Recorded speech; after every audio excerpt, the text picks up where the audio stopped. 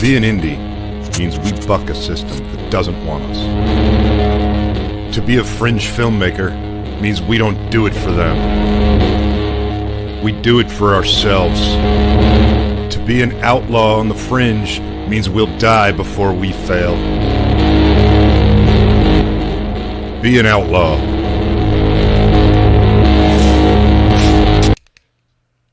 George. What the fuck are you doing over there? You see what happens when we take a week off?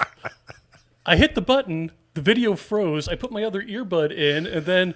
Excuses. Cortana, or whatever Windows thing is, pops up and says, how can I help you? And I'm like, huh? What had happened was... Come on, Joe. Your excuses. Hey, Scott. Thank you. You know, we got to do something because this always defaults to the private chat. And the comments, the live comments. Scott, what's up, man? How's it going? Now I can see your comment because Joe broke things.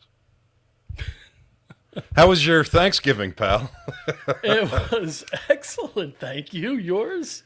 Hey, it was quiet. It was nice. I spent it inside a bubble. Under a blanket with a cigarette machine, and that was it. Yeah, I just chain smoked by myself in the dark, like we're supposed to do, right?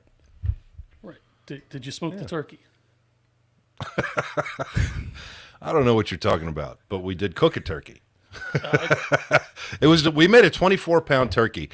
Outside of me and my beautiful wife, Rebecca, and our son, Seth, we had two friends over. There were 5 of us. We made a 24-pound turkey, like a fucking 15-pound ham.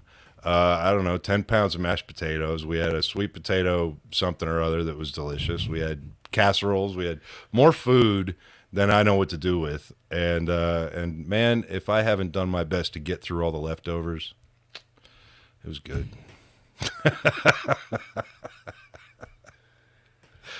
What about you? What you been doing all week? I had off last week. It was a beautiful thing. So you just hung out? Did you shower? Do you shower on your vacations? Maybe. You're starting to sound like my wife. Damn. I need one person drilling me on this shit, not 2. And your audio's gone. What? Your audio's gone. It is not. Your My audio's audio gone. is not gone. Your audio's gone. No, it's not. Is it Joe, gone? your audio's gone. Seriously, it's gone. Hey, there you go. Oh, now your video's gone, Joe. Can you hear me now? See, Joe, we do this thing. It's a live show. Are you screwing with me? Was my audio really out? Yeah. Yeah, it just cut out. Now it's up.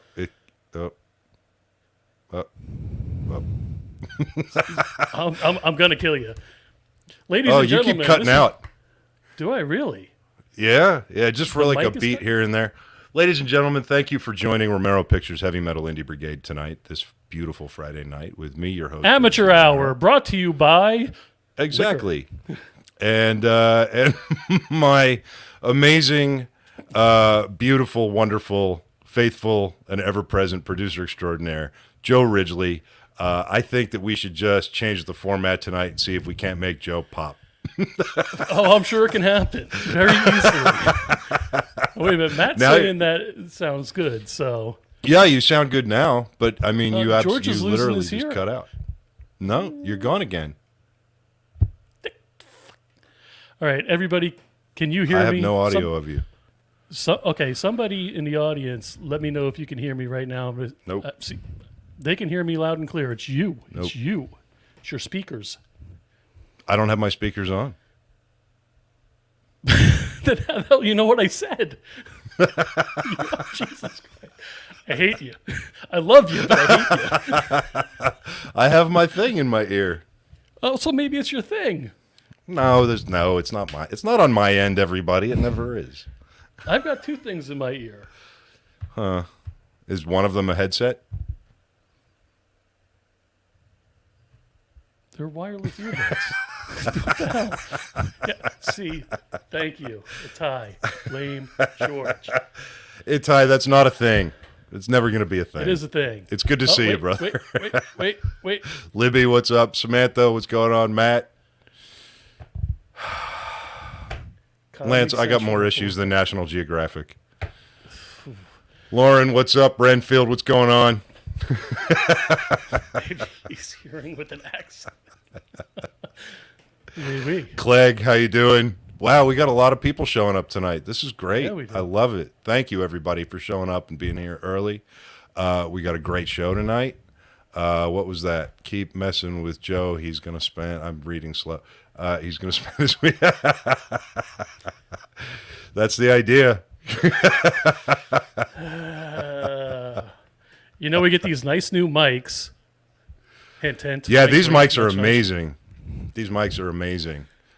These are Aston Microphones. And both Joe and I are using the Stealth mic.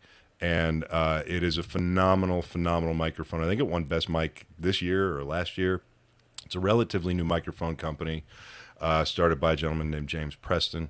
And he really, I love it because he really had that sort of punk rock outlaw attitude when he started Aston Microphones, a professional in the microphone development and audio world for decades. He finally was fed up with a lot of the bullshit, and so he started his own company and made these awesome microphones, and they are reasonably priced.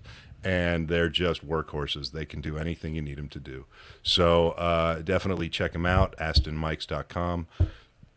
And check them out if you need a good microphone. Oh, George, let me introduce you to my new best friend. Maybe it is my thing.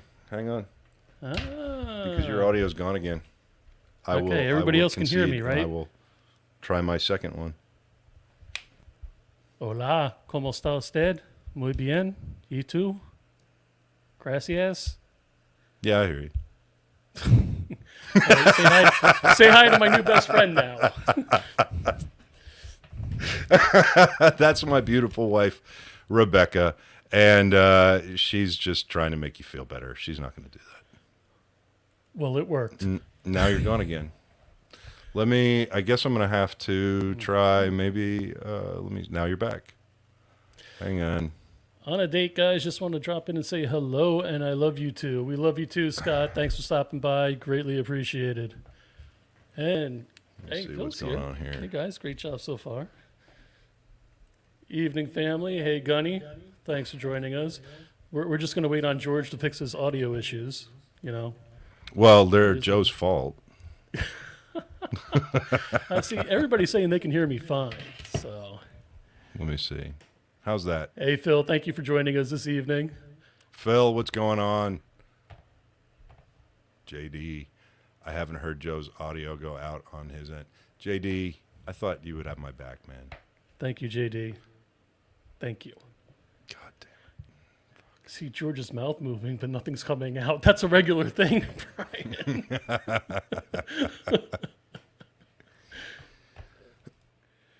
And we will always have fun on this show, ladies and gentlemen, and nobody takes anything to heart yet.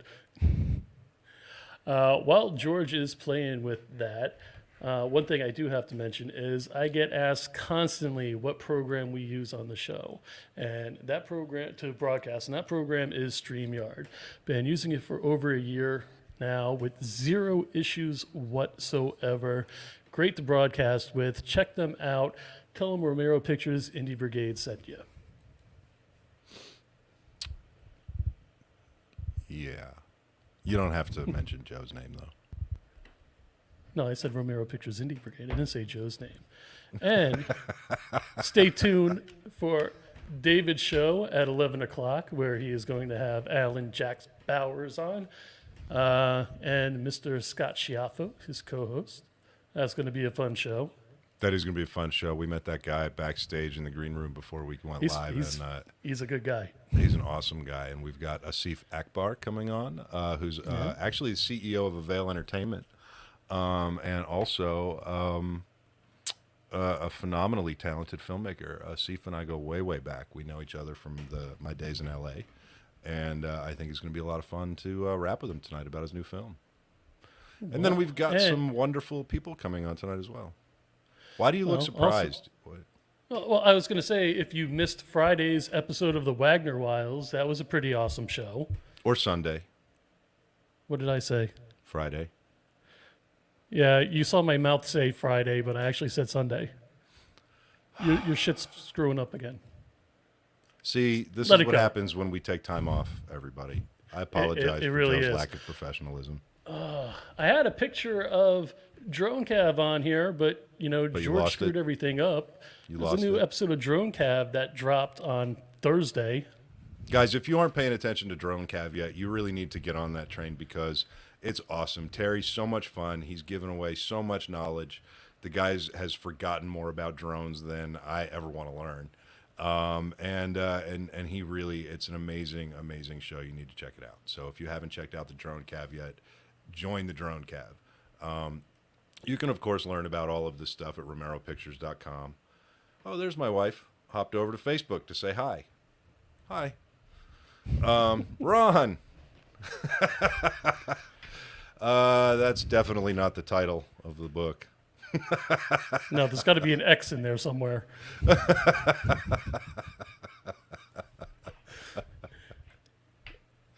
Oh, Clegg, you're so mean to Lance. Lance, I love you. Samantha, I love you. The Wagner Wiles, Sunday nights here on the Indie Brigade Network. We've got a bunch of great shows on our network, folks. If you haven't checked them all out, check them out. We are on Facebook, we are on YouTube, and most recently, we are on Twitch. Look at all of these logos. This is like the logo wall. We've got BlameJoe, which we all know is a universal truth. Anything that goes wrong anywhere in your life, whether it be at home, at work, on the street, with a stranger, with somebody you know, just blame Joe. DEF CON 1, if you guys remember, way back in, I think, March 28th, we did the very first online-only fan convention. What's that expression? Often imitated, never whatever. Yeah, so that was DEF CON 1. It was amazing. We streamed for 2 solid days. It was a great time. We are, of course, Romero Pictures is, of course, in partnership with Heavy Metal and Diga Studios. We are working on some amazing things there having to do with the Rise project. The first issue is either out now or coming out now of the Rise graphic novel that's going to be distributed over 13 issues of Heavy Metal magazine over the next year. Diga Studios, phenomenally talented, amazing bunch of people over at Diga. We're working on some very cool stuff. Most recently, we just put out a Wonderwork episode, which is like a modern-day sort of radio drama called Bluegrass. That is actually the very first story to be released from the Rise Deadverse.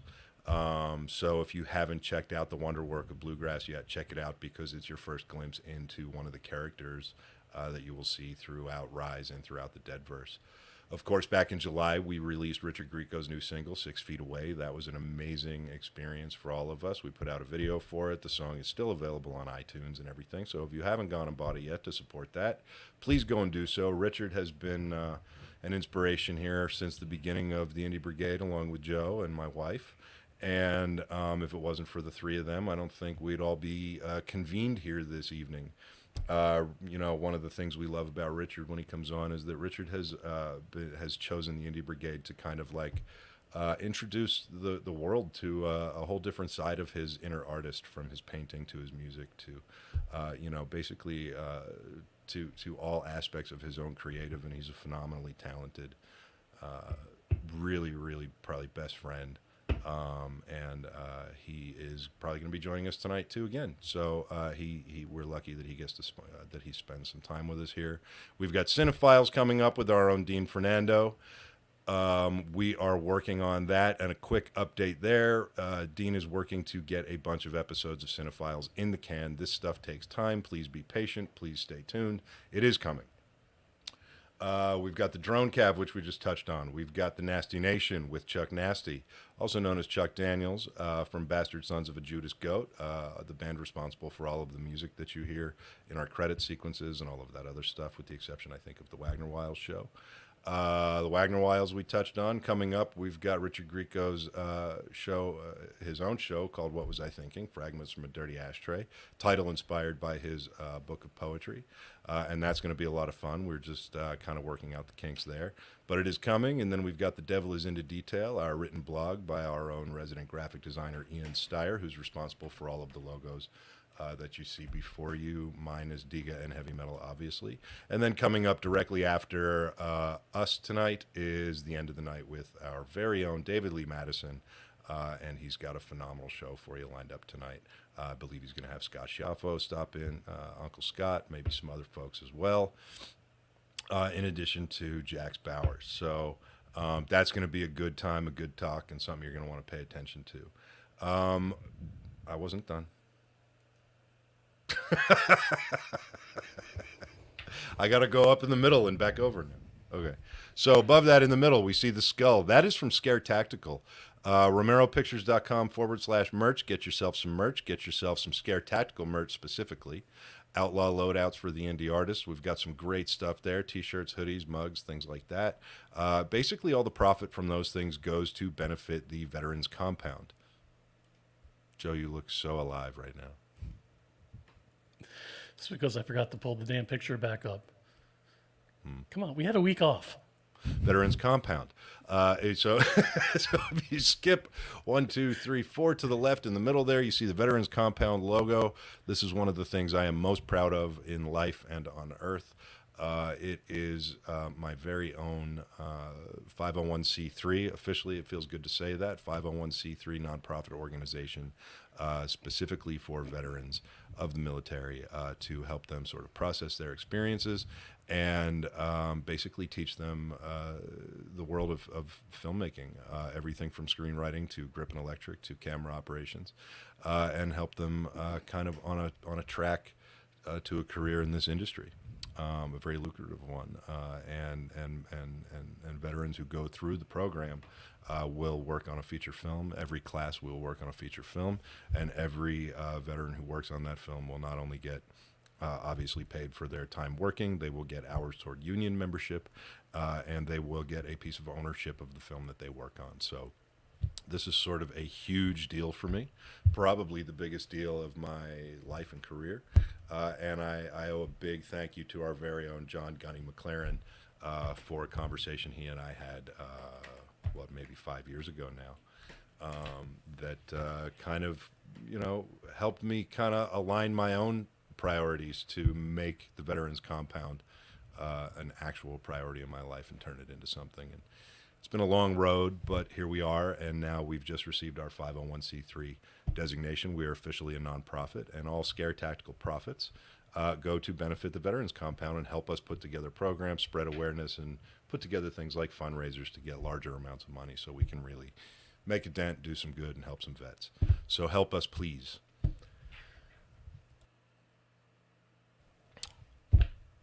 How's that? Yeah. That's cool. Ladies and gentlemen, our first guest, Mr. Asif Akbar, I believe, is here. He is. And Mr. Akbar, are you ready to come on? Give me a thumbs up. Boom. What's up, man? Great. It's great to be here. Thank you for having me, guys. Yeah, of course. Your audio dipped down a little bit since the sound check. I'm not sure what happened. It's almost like it's a different mic. Yeah. Same. There you go. There you go. Okay. There you go. Yeah. Yeah. How you doing, man? Decided to be a ghost on me, I guess.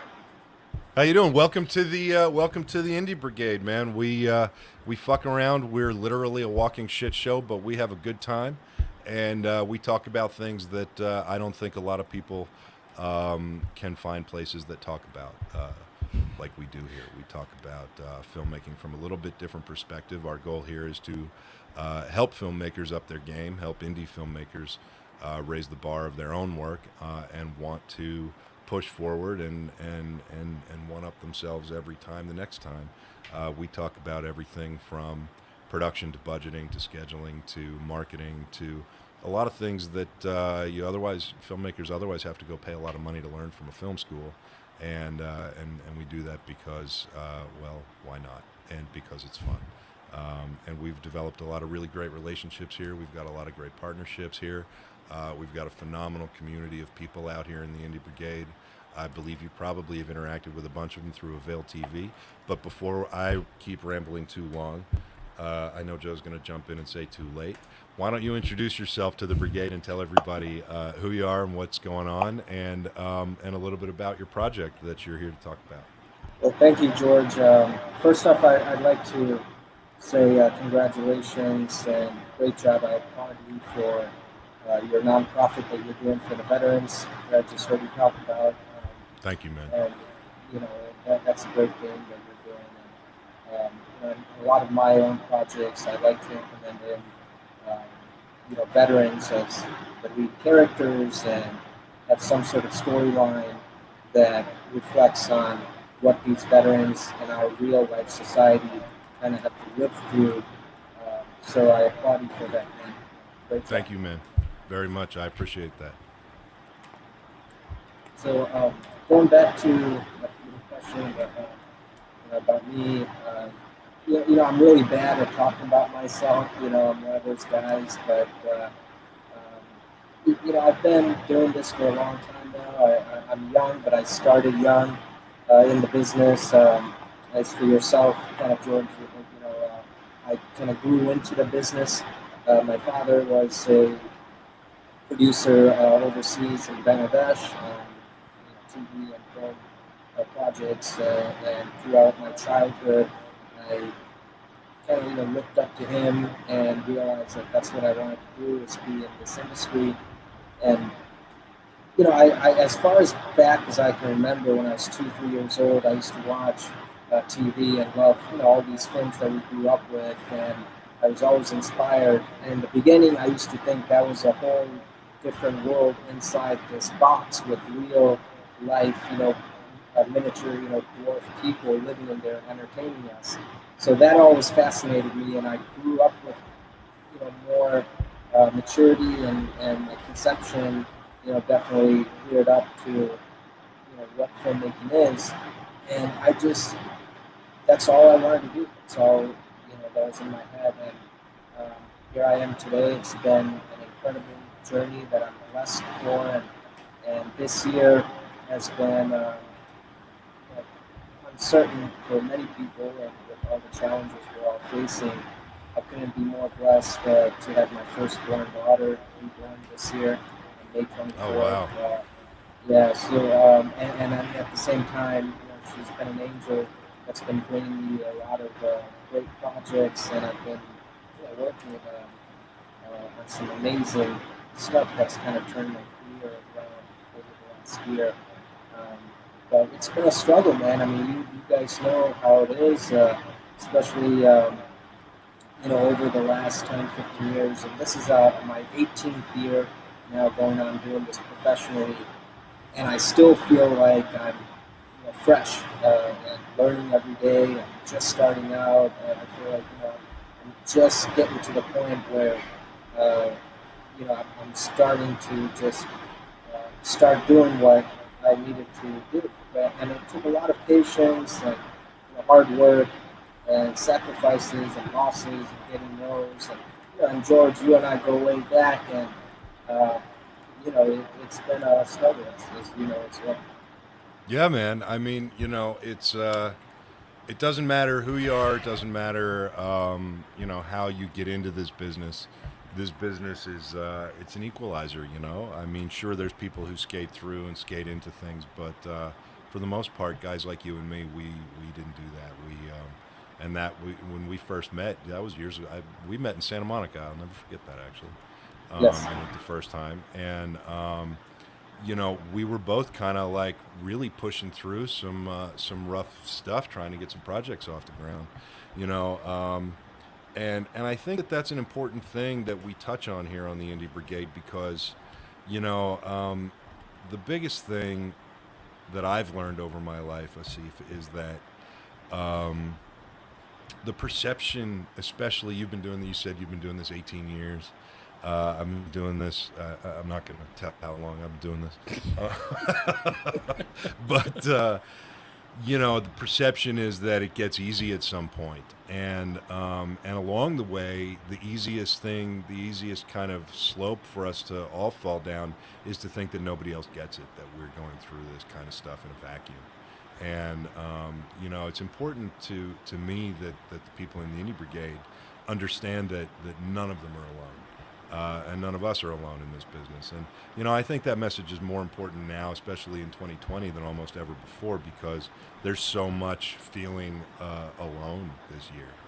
And a lot of that's really getting loud in a lot of people's heads out there from what I'm seeing and hearing. And, you know, the Indie Brigade, we try to make everybody know that nobody out there in the brigade and people who haven't found us yet, nobody's alone. We're all in this together. We're all creatives. We all struggle with the same shit. And you know, whether that be project-oriented, project-driven, trying to find budgets, trying to get things into production, or just trying to push ourselves through writing that next script. You know, and I think what's interesting is, especially with this new project of yours, why don't you tell us a little bit about the new project first, and then we can maybe talk about a couple of things, and then we've got some other people in the lobby. Joe's holding up his fucking finger. What, Joe? What does that mean, bro? One finger up. Oh, here we go, JD. Now JD says there's an audio issue. Oh. When I say there's an audio issue, JD's like, no.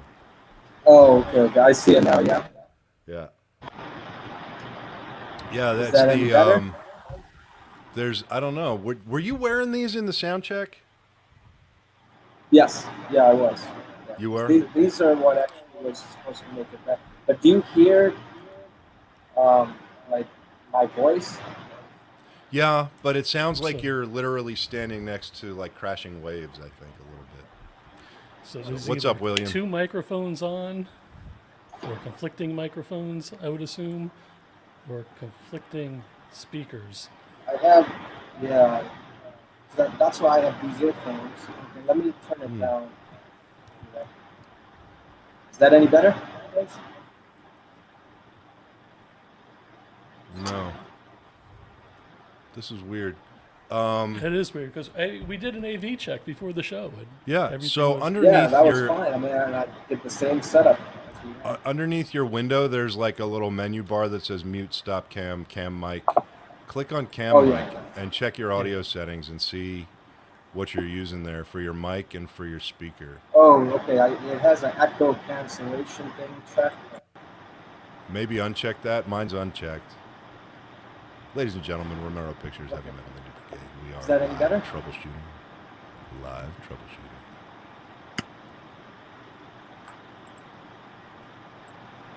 Okay, is that better, guys? No, Just change some people are saying it settings. sounds like either a fan running or waves crashing. Ken says it sounds like you're underwater. And he wants to go pee now. Thanks, Ken. Ken, we'll wait. Go ahead. Whatever he just did, it stopped. Okay, say something. And now we No. can't hear you. Now your mic is gone.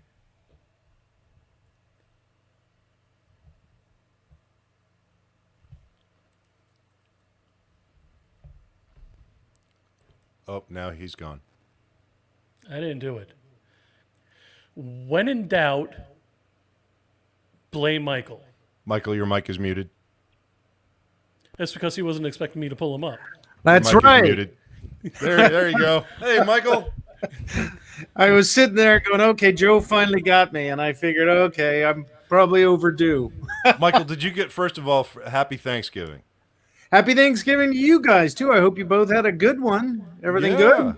Yeah, everything's great. How are you? Are those new glasses, by the way? Because I've never seen the red stems. They are new. I actually got a new prescription like in March, and you put it off because all this COVID kind of thing and causes all this chaos. And I ordered these online, and you got the prescription, and I think I got these for $38 or something. What?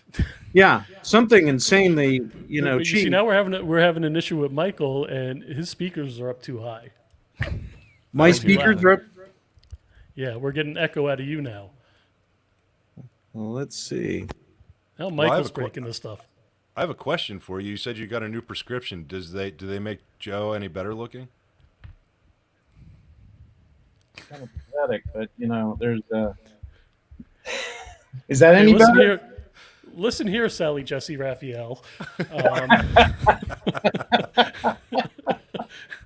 Oh man, going into the '80s for the reference. Joe for the point. Good Lord.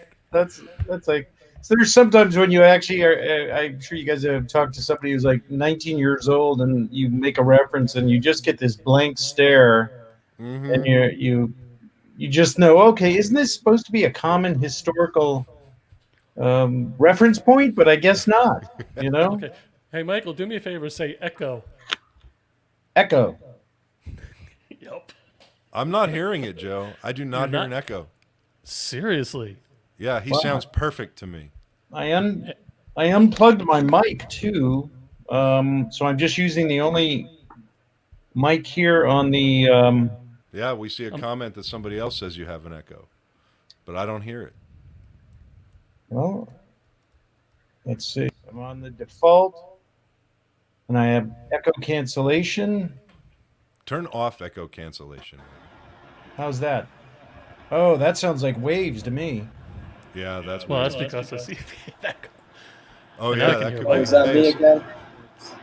Oh, Let's go. Michael, meet Asif. Asif, meet Michael. I'm glad to introduce the two of you. Hey, Asif. Nice to meet you. Sorry, guys. My mic is acting up. I don't know what's going on. It's the same It's really weird because you were perfect in the sound check. Yeah. Is that better now? It still sounds weird. Still weird. Yeah, I can hear an echo in my headphones also, and it wasn't there before. It's so weird.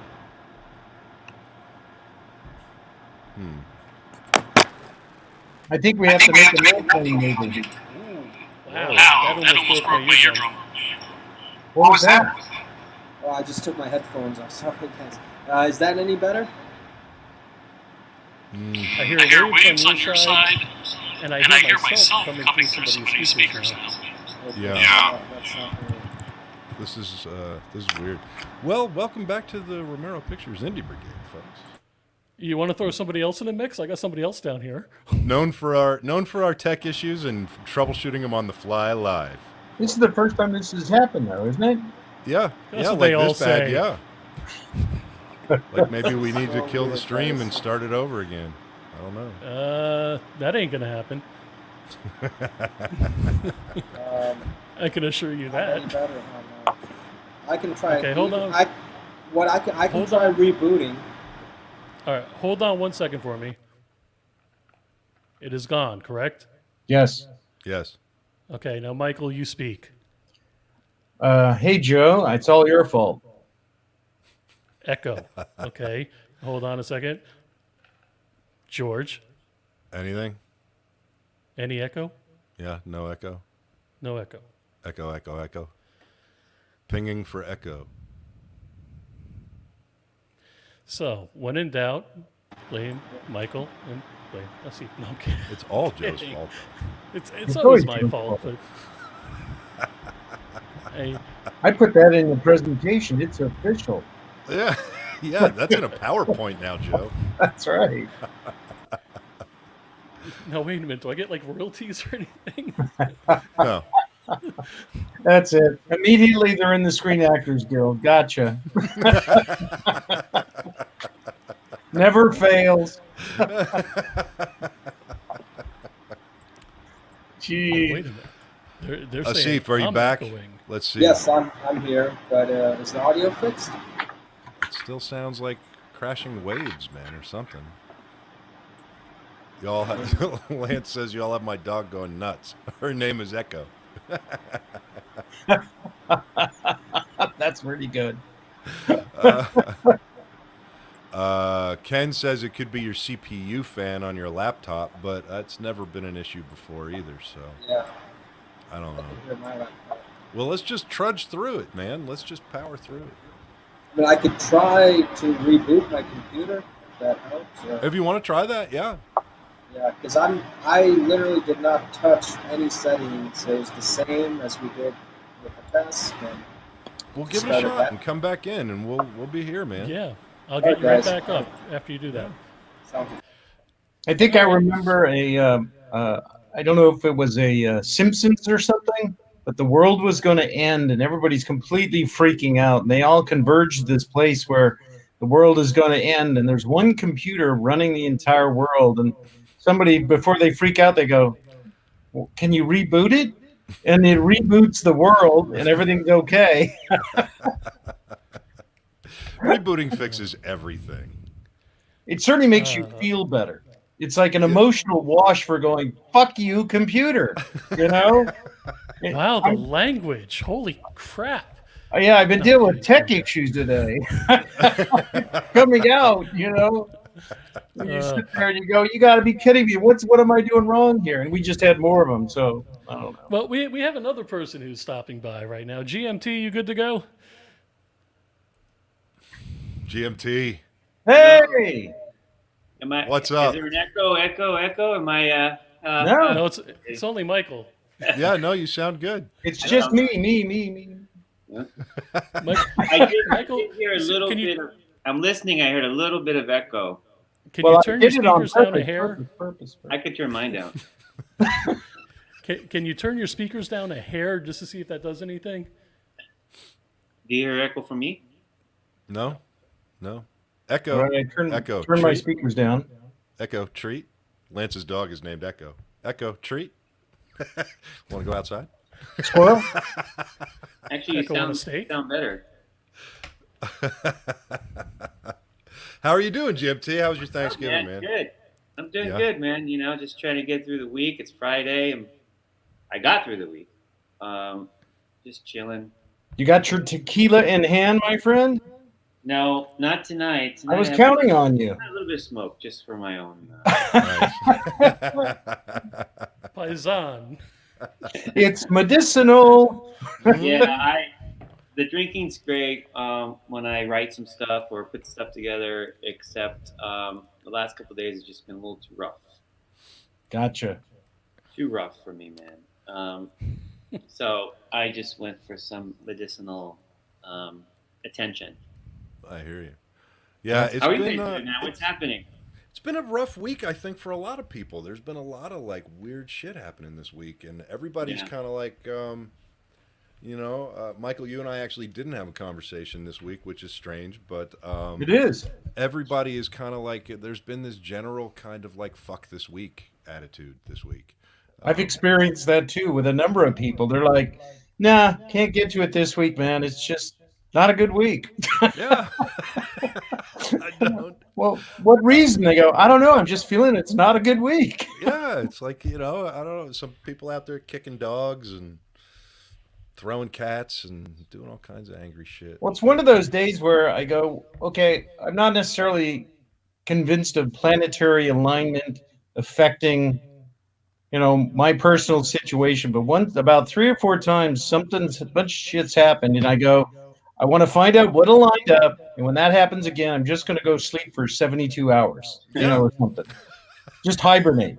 And you know what I think it is? I think it's those monoliths that popped up. Did you guys see about the monoliths that have been popping up? Weird. Like one in Utah and then Romania and then California, and they're all identical or something. I don't. Yeah, they went away. I just read it today or saw it on the news, and now they're up somewhere else now. It's going to be like a razor blade company. Yeah. it's some publicity about aliens and like a razor from out of this world. I mean, that's what it's going to be. Well, they say that the first one that they found in Utah was actually put there sometime in like late 2015 or 16 or something like that. Oh. It was there for like 5 years, and nobody I think noticed there's it. there's also a social element that we kind of like to believe something crazy or something beyond ourselves. So as we tell the story over and over, it becomes exactly what we want to hear. True. It becomes a myth.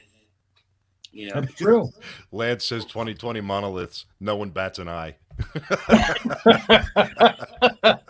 right. That's very true. Everybody's just kind of like, oh yeah, we have those now.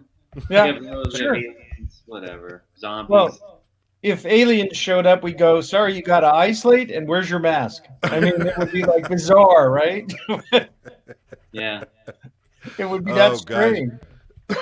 So, other than talking with Asif when he gets back on about his upcoming project that he just finished, there's no real. I just wanted to kind of freeform tonight. I mean, we took a couple of weeks off here. We took the Thanksgiving break off, and and I feel like maybe there's been this like I said, there's been this general tone of frustration this week with a lot of people, and I feel like when I hear that over and over, I find that kind of lends itself to a lot of creatives being frustrated in a lot of the things they're working on.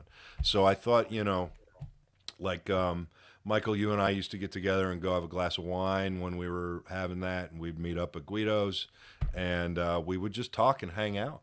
Yeah. And then it was like the next day or the next 48 hours, we'd be firing each other emails off with, hey, what about this? And what about that? And did you think about, what if Mount Rushmore talked and became sentient? And, it's a Marvel movie right there. So I was kind of thinking maybe, since it's the holiday season, maybe we would just kind of like freeform shoot the shit and kind of just do like we did. And now GMT is here. Well, Joe is back. I actually had a topic as well, but I don't want to interrupt GMT. But the news that HBO Max is now going to put all their films on their streaming service. Yeah. Or Warner Brothers. Oh, Warner Brothers. I'm sorry. Yes, Yeah. are going to use HBO Max to stream all their movies. They're saying they're Sorry, going I to do. saw that. And I was just like, holy crap. They're saying they're going to do theatrical and HBO Max on day and date. At the same time, yeah. What do you guys think about that? I think it shatters the theatrical, what should I call it, almost immunity of a sense of that window and further consolidates streaming, because just the convenience and the cost and everything else going to the theater, which coupled with COVID scenarios, or at least anticipated fear for the better part of 6 months from now or a year or whatever it is. I think actually a lot of theaters are going to be sold on the cheap because it's a lot of expensive real estate, and somebody will buy them up. And then I think that something like Apple, it could be, actually puts an Apple store in every lobby of the theater's chain that they own. And then they kind of divert into other kinds of programming, event-driven material. So you say, like, I'll say when theaters first came out, when you could actually get other old movies, I was trying to organize a bunch of friends of mine and go, look, if I can get 200 people to want to see The Great Escape in a local movie theater on a Tuesday or a Wednesday, could I do that? And, I think that would be kind of a specialty-driven event. Yeah. See The Dirty Dozen or Great Escape, or I don't know, whatever it is, whatever the feature, but I don't know. GFT, what do you think? I feel bad. I was talking to one of my producing partners, Eric. George knows him. I feel badly for the theater owners, and I feel badly for some of the film goers who just like to be in a theater. Yeah. I do think a lot of the streaming platforms, including HBO Max, have kind of eased a little bit of the independent film, and especially with the couple projects we're doing, with having so much big talent now. Because you think about even the series of what's it called, The Queen's Gambit. I know she was on the other Peaky Blinders, whatever. But really, we're just talking about breaking it down. There's a bunch of other things we can talk about later. But like, no one really knew who she was, and it was one of the biggest hits on Netflix. And so they don't really care. It's like Netflix is the star, HBO is the star. Not you don't need. Ron Howard's film was on Netflix with huge stars. Glenn Close probably would be noticed for something because she had to make herself up look really older than she already is. And then you had Amy Adams, who was just that movie. No one watched that movie. That's really interesting. You guys have both said something really, really interesting. Yeah, Ron Howard. So I'm excited for a lot of us for this. I know it sounds counter filmmaking, but anyway, that's my point. Sorry, George. Go ahead. No, not at all. Not at all. First of all, Asif, welcome back. Thanks. Yeah. Are you there? Yes. I hope the audio is better. Yeah, that audio is better. Oh, good. So I guess. Okay. Let's see. So we were talking, and Asif, you run Avail, and you run Avail TV as well. Yeah. Yes, we have Avail Entertainment and Avail TV with my partners JJ Rogers and Phil Harmon, and it's been interesting because it's the other side of the bridge with distribution and sales, and also broadcasting. With Avail TV, we had to take a break. We had it up for about 6 months, and we had advertisements coming through. And then we lost one of our bigger vendors at the time because they had a management change, and the ad revenues plummeted because subscriptions went from a bigger amount to a very small, really fast, and we lost about 2,000 films and TV shows in that deal. So my partners and I decided to kind of put it on hold for a bit, and it's still.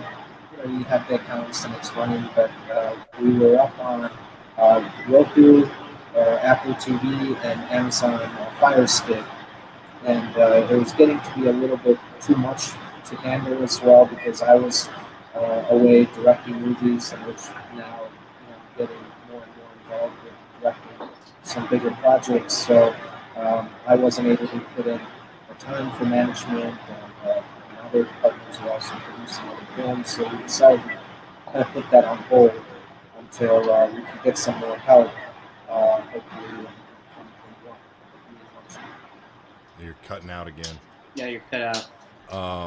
Well, what's interesting is that Avail is a streamer, and you have kind of a direct, perspective on kind of what we're talking about. And Michael, you used the term theatrical immunity. And GMT, you said Netflix and HBO Max is the star. And these are two things. These are like, I think that we could probably just ramble on these two phrases here. Theatrical immunity. What do you mean by that, Michael? Well, I think that if you have a certain theatricality in your equation for both financing, publicity, and marketing, and there's also a certain level of talent requisite with the theatrical. And so I think you have this kind of, when you can leap those particular hurdles, I think you have a certain, you did have a certain perceived immunity. This has to go theatrical first and then have that window. And I think that, I'm not exactly sure what Warner Media is putting out, but it sounded like they were doing a Spider-Man movie and perhaps a couple of franchise concept material, but not necessarily star value. And I don't know, but I'm just conjecturing here, but not necessarily star value that almost mandates that you get a theatrical release of sorts. So I think it actually kind of dovetails with what GMT was saying there, because he's talking about a certain platform autocracy where the platform is actually driving the conversation and not the material. And it's kind of odd, just because it's new delivery systems. It's almost like saying, oh, you got to go, see this because it's got sound. Well, no. The difference is with Netflix and the platforms, they already have your money. You're not trying to get additional revenue. You need the big faces. I don't mean content. In Netflix and the streamers, at least with like Amazon, Hulu, and even HBO Max, and all that, they're really content driven, which is high concept. So that's also a plus, I think. So sometimes the filmmakers and the creators become the star because people say, "Oh, okay, oh yeah, he did that other thing," or it's like, and I know, stars will always find some sort of like big names always going to attract. But I'm telling you, man, a big name on Netflix is a completely different ball game than the reason of having a big name in theatrical. I agree with that. And No, I agree with that. Then the movies like thrillers, horror, some genre, suddenly you don't really need names or names that you think, supporting actor that people like maybe on a show on Showtime is good enough to be in this movie for Netflix. But it's not good enough. They say that big names don't open movies anymore, right? Like, I mean, nothing against Tom Cruise, but Tom Cruise doesn't even open a movie anymore. For people who don't know what that means, it used to be, you're going to go see the new Tom Cruise movie. That used to be like, are you going to go see? Unless you're doing foreign and you're still going after some theatrical releases or or distribution or some sort of cable somewhere in Paris, France, whatever. They still, because the name generates money and the investors are very old school still. So you can pitch someone like Mickey Rourke where everyone hears him. What? No offense to Mickey Rourke out there, I love you by the way. But it means something in foreign, and there's a huge difference. So there's still I love it. Yes. Yeah. My friend's shooting a movie with him right now, so I know we have the same. But the second movie of the Onscreen. So I think that there is more room now or more emphasis on whether the content fits a certain mandate that they have, because Netflix wants to. And I had a conversation. I have a movie over there, and they really want to make sure you have content for everybody. Yeah. Everybody. World domination. So it's like if you like crazy dark movies about whatever, they want to make sure they have some content for you, right? So they're not as specific as back in the day, even flipping from theater to networks.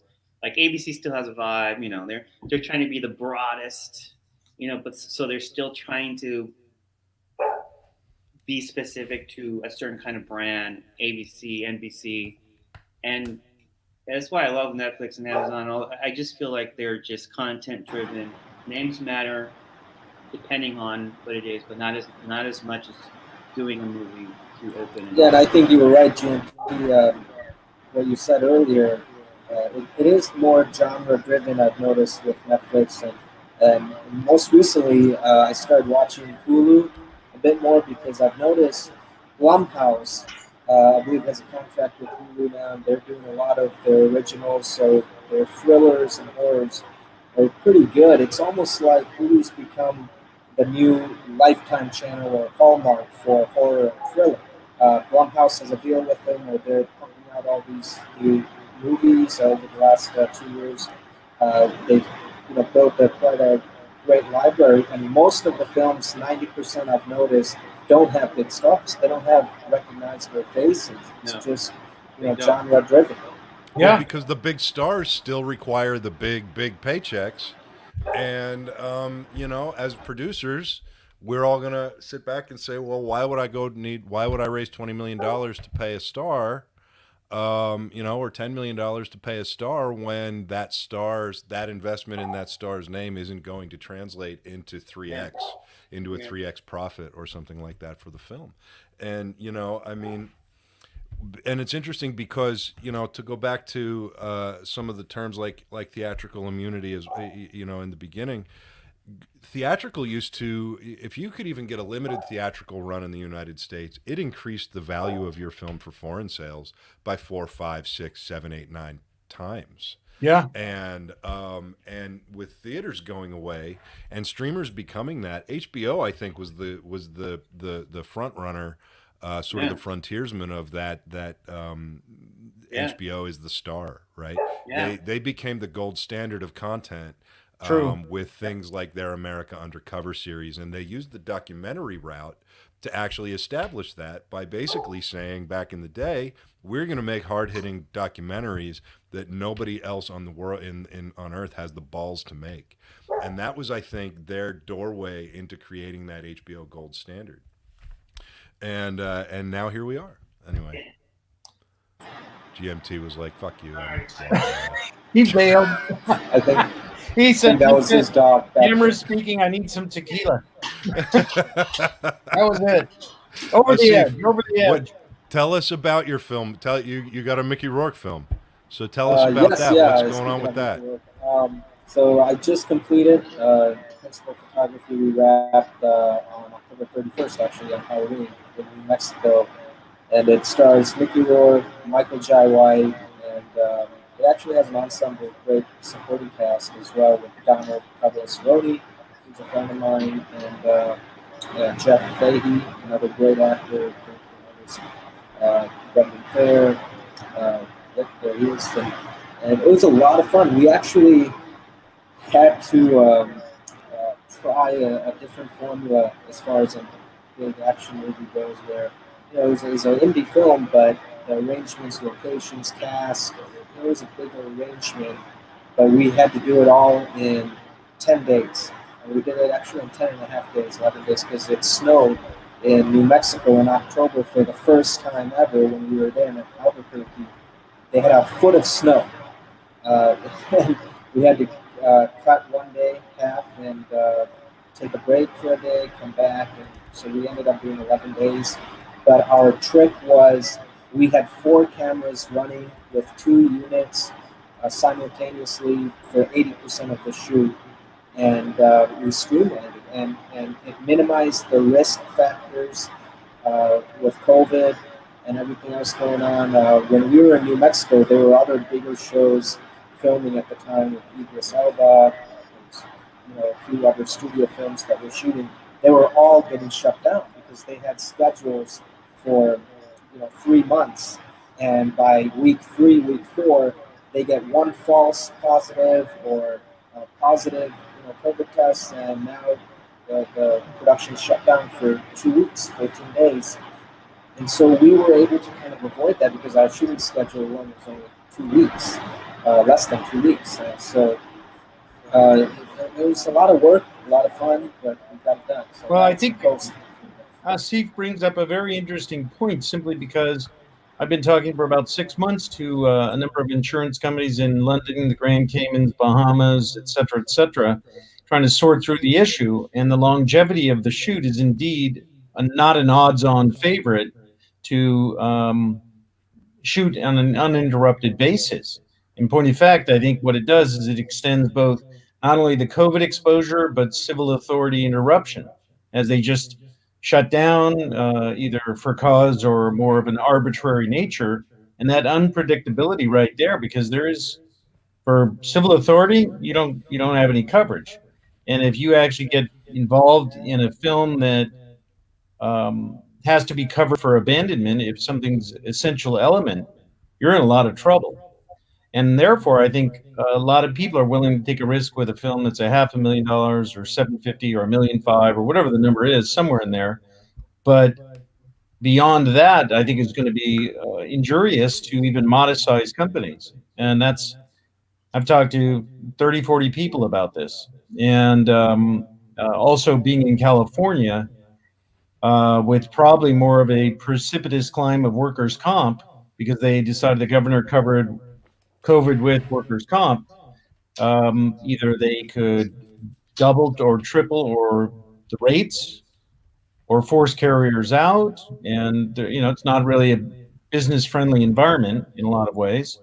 So being in New Mexico or some other part of the country certainly makes sense, if not overseas. So I think there could be a very good opportunity in that arena for indie filmmakers. I mean, if you're creative, like, did you guys see on Netflix something called Delhi Crime? No. Yes, I've heard of it. Yeah, it's an Indian show. Yeah, right? it's a great show. I remember the crime it's based on. A friend of mine was a producer on it. And so I spoke to him about it, and he said It's a true story, so it's got a true crime element. It's got a lead woman commander, police commander, leading the investigation. So I think that works and plays well. But he said they didn't even have any sticks and they didn't have any lights on that By the way, show. who's the star? Who's the star of that? It's a I don't even know. It doesn't matter. I was interested. You're talking about something, and I'm Yeah. sorry for that side note. Netflix now is I'm the gonna star, go watch it. GMT. More people are going to watch it Yeah. because it's on Netflix, as opposed to saying, "See that movie at the UA theater? I don't know who's in it, but it's about a crime." What? I'm supposed to go to the theater now? No, you're absolutely right. I Well, think- now it's the top 10. You know, Netflix has the top 10 movies, and Yep. it's new things, which is great. no, well, I mean, to GMT's point, I mean, Sorry, I was just like, that's a perfect example. It was like, oh my god, you. oh, it's totally a perfect example, and I think that Mhm. it shows one the This genre. Yeah. you could take $5 million here in the U.S. and you take $5 million to 10 other countries that are, I think, cinema centric, and I think, I mean, what you could get would be astounding. You not only make a film like Asif just showed us, but maybe the sequel, or maybe another sequel on top of it for that amount of money. And so you have economics of scale in a declining theatrical environment. And the key is eyeballs, like Netflix and Amazon. It's eyeballs, subscriptions. And the idea of the versatility of using an Unreal game engine, visual effects, different kinds of programs along those lines to supplement the shoot. So you're amortizing costs. And like you said, Netflix is the star. I've been watching a great Norwegian show called Occupied. I watched a Danish show about the Prime Minister of Denmark, a political show, that Delhi crime show. I've watched a Russian detective show. I mean, it's just fat. And the Italian shows Sabura and Gomorrah. I watched all those. Those were great. True crime. It was like The Sopranos, really, in Naples, where they're just whacking the shit out of each other. And I like those shows better. They have a different cultural vitality than the faux cultural structure you might make in the U.S. or UK maybe or something. Mm-hmm. And I think also it's a lot of content out of foreign countries, to me, kind of goes back to the roots of what made me a fan in the first place. It goes back to characters. It goes back to story. Mm-hmm. It goes back to basic general production value. It goes back to, I mean, the term that you don't even hear anymore today is movie magic, right? It goes back to movie magic. It's not all just cartoon animated in my face and being told what and I think that it all feels very independent. It feels very polished, high-end, independent stuff to me. And I love watching that kind of stuff a lot more than I like watching a lot of new American stuff. Yeah. And I think now, with all the technology we have today, it's kind of evened the playing field a little bit across the board. So now it doesn't matter what country you're in. Someone in Afghanistan can be putting together the same kind of movie or an art film or an action film as someone in Spain or even here.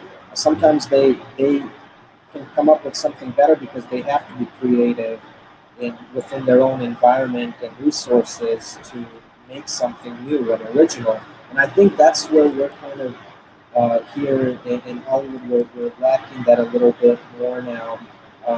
Because for the last 30, 40 years, we've dominated. Hollywood dominated by being the ones thinking outside of the box and having the new technology and being able to do and show something new. But now with everyone having a red camera, everyone being able to edit on their laptops and being able to do visual effects and certain things that wasn't even available 10 years ago. Right. Now with it being widespread, it's like it's more of an even playing field, and a lot of what's old is new again too. So some people are going back to the roots of creative filmmaking, and we're a little bit more boxed in here, I believe, and now we're having to play catch up with original stories and content. Agreed. And I'm going to date myself a little bit here, but I actually have edited an entire feature on a Steambeck. So Wow. I remember the transition to all of this stuff, and I remember it being one of those things that everybody was excited about but nervous about. And Michael and I have had some in-person conversations about this because it was right around the time that Canon was releasing the 5Ds and all of that other stuff. And then there were all these support companies making cages for it and for the cameras and making all this support gear for these cameras. And it was so rapidly changing the face of independent filmmaking that it was both exciting and I don't, maybe scary is not the right word, but it was creating some apprehension because there was always an element of filmmaking that was unattainable. There was always an element of filmmaking that was the clear line of delineation between indie backyard no budget films and sort of the pro side of things, which was required a crew and 10 tons of grip and electric equipment and these cameras that weren't attainable. And I think what's ultimately happened through this transition is it's become almost so perfect that it's created these tools for anybody with a voice or a story to really focus on doing a good job with these resources and putting out something amazing. And but what I think is great, and I think that everybody here on screen probably agrees with this, at least I hope so, is that even when you use this new equipment, you have to look to the past. You have to look to the way that this stuff was originally done before it was in your hand, before I could shoot something on my phone. And you still have to look to the way that films were made before DSLRs if you really want to truly understand things and that's everything from handheld camera shots to vehicle shots to just techniques and methods used across the board to make your film look polished. That's just my take on that stuff, but anyway, so I'm rambling a bit. Well, I think the photochemical process certainly was a difficult bridge to cross. And I mean, if you look at one of the most iconic indie filmmakers was John Cassavetes. Mm-hmm.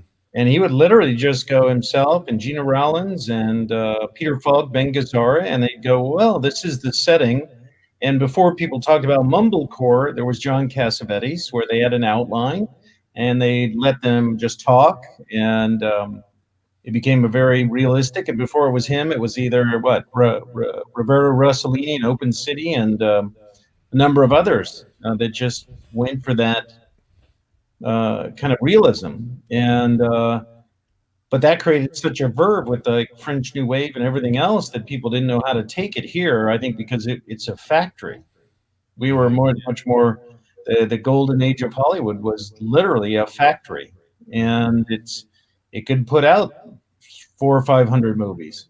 And it's just astounding. But it's such a difficult hurdle to get through. And now with digital, I think what's good is that you get these voices that scare the hell out of institutions.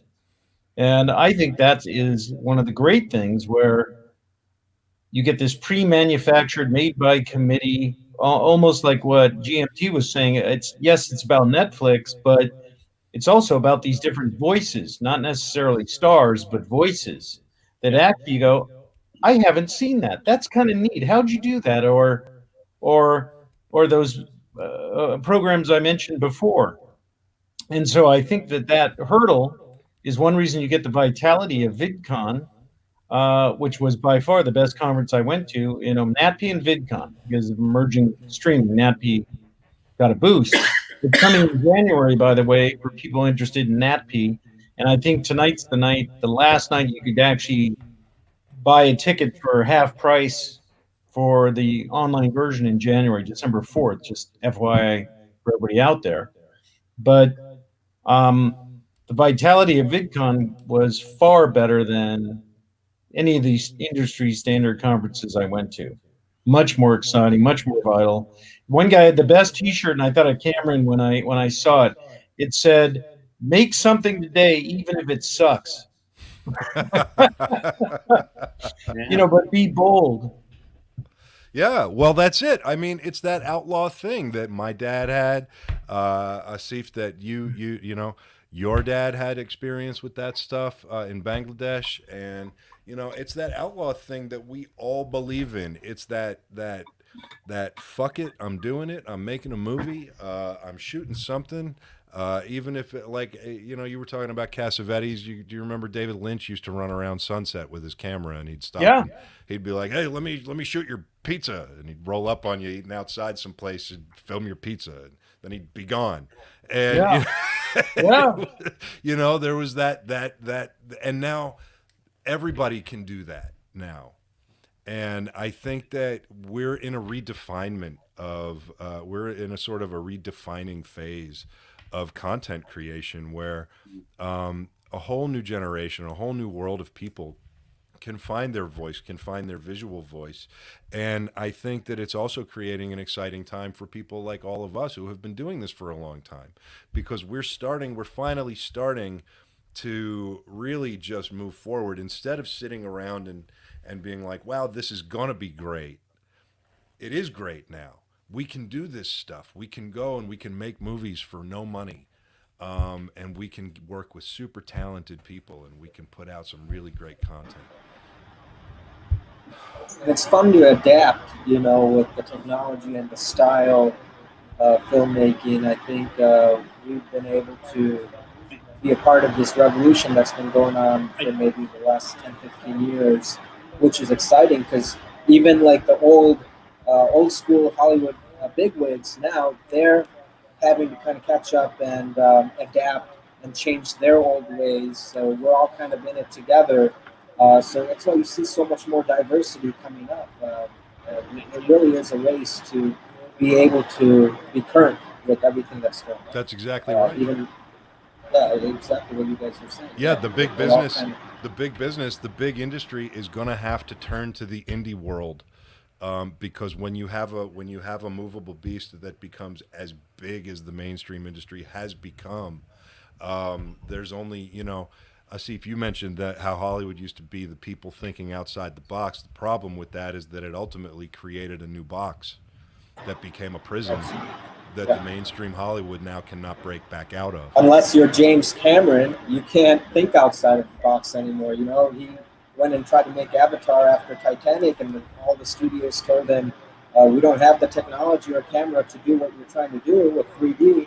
And he said, okay, you know what, I'll wait, I'll make it myself. So he went out, he engineered himself, put in the money, and 10 years later he made Avatar and revolutionized. And so, Spielberg, Cameron, Lucas, these are only like the picked few that has that power and ability. Where back in the day, Charlie Chaplin was the first, one of the first, innovators in the film industry as a director, filmmaker, and he was always thinking outside the box, and he started that trend, and then going into from silent era to voices, and then from black and white to color, and then doing sci-fi horror films, like your dad did, George, just creating new genres and trying things out. At that time, in the 70s, 60s, 70s, Europe was leading it with the Hammer films and doing Dracula's and all these sci-fi horror. That was like the start of it. And now it's kind of like we're playing catch up with the rest of the world because they're now making better creative films. And now all the studios, every single studio film I see, about 90% of them, they have no story, or they have the same story, just circular. And people are getting tired of it. Those big special effects aren't doing it anymore. Well, Agreed. I think there's a dehumanizing aspect to having something so unreal that at least my reaction is that it's almost dehumanizing because it's so polished that I only see these fake faults or fake human weaknesses in a way. They're just so contrived, it seems to me, that I just don't identify with that kind of enjoying those kind of movies. Even in horror movies, like I don't like, or monster movies, I'd rather go practical on a basic level. I'd rather go practical on set stuff. It just feels better than to create a CGI thing with the blood. I'd rather go old school and be subtle with, I don't know. It's just a whole. I agree with that. There's a lot of hybrid stuff happening, like a lot of like Joe Castro, who's a friend of the Brigade, an amazingly talented effects guy. He marries the two. He does all the practical stuff, but if he needs to hide a seam or something, he then goes and does that digitally. As long as it feels real, and even in the context of a fantastical storyline and world, you still want to not feel like it's a computer. Exactly. Exactly. I know it sounds simple, but like, some people. And these days, it's harder and harder and harder to make it feel like it's not a computer, because everything is, even cameras that shoot 6K. I mean, I'm not sure how much this is going on now, but there was a time when like Red cameras came out in 4K and 5K. People would just shoot a master and then they would punch in for their close-ups digitally. And man, it was, I had a cinematographer, I know a cinematographer who calls it point and shoot filmmaking, and it's like it gets under his fucking skin. He's like, just move a light and move the fucking camera, like. All right, I'm going to interrupt now. I've been here, sitting patiently for once. Yeah, we noticed. I got to say my line, but wait, there's more. Mr. Grieco, you ready? Oh. Okay. That is why I was interrupting, so piss off. What's up, brother? Hey, brother. How are ya? Hey, Richard. How's it going? Richard, you know everybody here except Asif. Asif, meet Richard. Richard, meet Asif. Asif is a very talented filmmaker. Just did a film with Mickey Rourke, and he's joining us tonight to kind of throw into the mix here and throw down just kind of with some free form talking about the industry. GMT smoking a joint. We're all just hanging out. I got to tell you, I'm glad Richard's here, because I think the name of his opera should be Opera Grieco, like El Greco the painter, right? So I've been thinking about this. I don't know why, but I literally Opera Grieco, and somewhere you got to have Booker and Vader in there. Maybe you could put little horns on them, They can like run in there, and you got your demon dogs from Dante's Inferno. I'm just spitballing with you here, Richard, but You're honest there. You're definitely you're onto something there. I mean, Vader's in the Alabama hat right now. We've got. Well, first of all, we got a bunch of comments. We all get rambling like we always do, and the comments go whipping by. But let's see. We've got Becky says hi, Richard. Hi, Terry says what's up. We've got some good comments. We've got Susie says she's been waiting all night for your four-legged hotties. So at some point you're gonna have to. There's one. That's Booker. Yeah. Vader, come here. Look at the doggy. That's the special guest of the night. I love This it. is Vader. I love how they have little sweaters on. Oh yeah, all matching sweaters. All three of them got matching sweaters. What's that? That's awesome. That's awesome. That's great. Let's see. We've got some comments that whip by that I want to touch on real quick. But just to bring you up to speed, Richard, we've been talking about all kinds. We've been all over the place tonight. But it started with a couple of thoughts like a term theatrical immunity. Then GMT took that to the next level and said that the real stars today are like Netflix is the star and HBO is the star. Mm-hmm. And that's kind of like what kicked us off. And now we've just gone down this rabbit hole, and we're shock. I have a comment. What? Go ahead. I have a comment just from what we were talking about earlier, because now I'm jumping all over the place.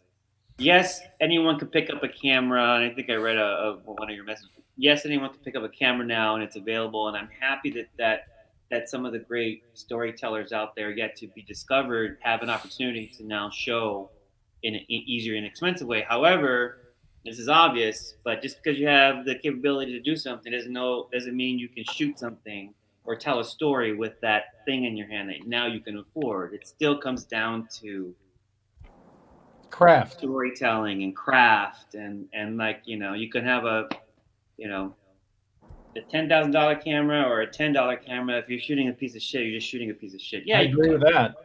probably make it look glossy if you put some angles and do some forced perspective or something, but you still gotta know how to tell that story. So I know we're talking about how great it is that technology can just pick up a camera, but I think the cream is always going to rise to the top, especially if there's so much now. Everyone's pumping stuff out. So Well, and that's an interesting point too, because I think it's the way good, but I think you got to bring your game. You know what I mean? Like I'm still, it's the same thing as those before, but it's just now everyone thinks they can. Well, no, it's an interesting point you make, because a lot of times we talk about this stuff here on the Indie Brigade, and we say stuff like, "Well, now you can go out and get a camera, you can pick it up," and you used an interesting term there. It's about the craft. Is that that's something that we kind of we skip over a lot. We leave that part out when we say just go get a camera, just this, just that. So maybe let's talk about that for a minute. I mean, what is that? What's the delineation these days between what defines that term? You still have to have craft. What defines that to everybody here? Let's start with Richard, since he just got here. What is that craft that separates just picking up a camera and not really being able to get a cohesive story down, and being able to get something down that's going to engulf your viewers and get people interested in it? What is that to you? What is that to everybody? Let's just start and go around the horn. Well, I think inherently, you have creative people, you have people that are really talented. I don't care what kind of camera you're using, whether it be, going really expensive with a Panavision, or going with a Red, or shooting on your iPhone. I think, it's just gotten to a point now where, look, bottom line, there's a lot of hacks out there. Come on. Jesus Christ. Call a spade a spade.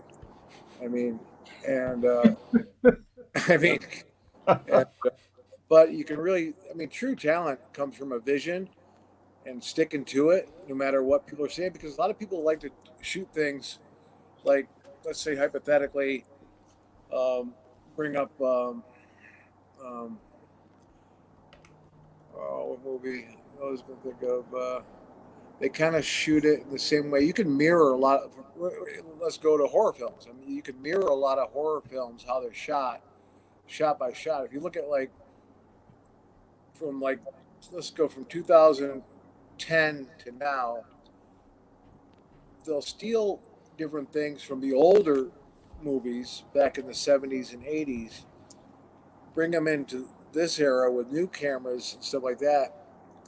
But if you shot with the same stuff we were shooting back in 89, 90, 91, and shot the same film today, you couldn't do it with a $500,000 budget, because it'd be about $3.5 million. I think inherently it comes from a creative process that you're not, when you're kidding yourself, and when you're, there's only so many things that you can do that are bad, and you can't convince yourself over and over again that it's good, in a sense where, look, you can show a lot of people, your friends and stuff, they'll say it's good and stuff like that, but you got to show it to the people that you don't know, people that don't care, people that don't give a shit about your feelings.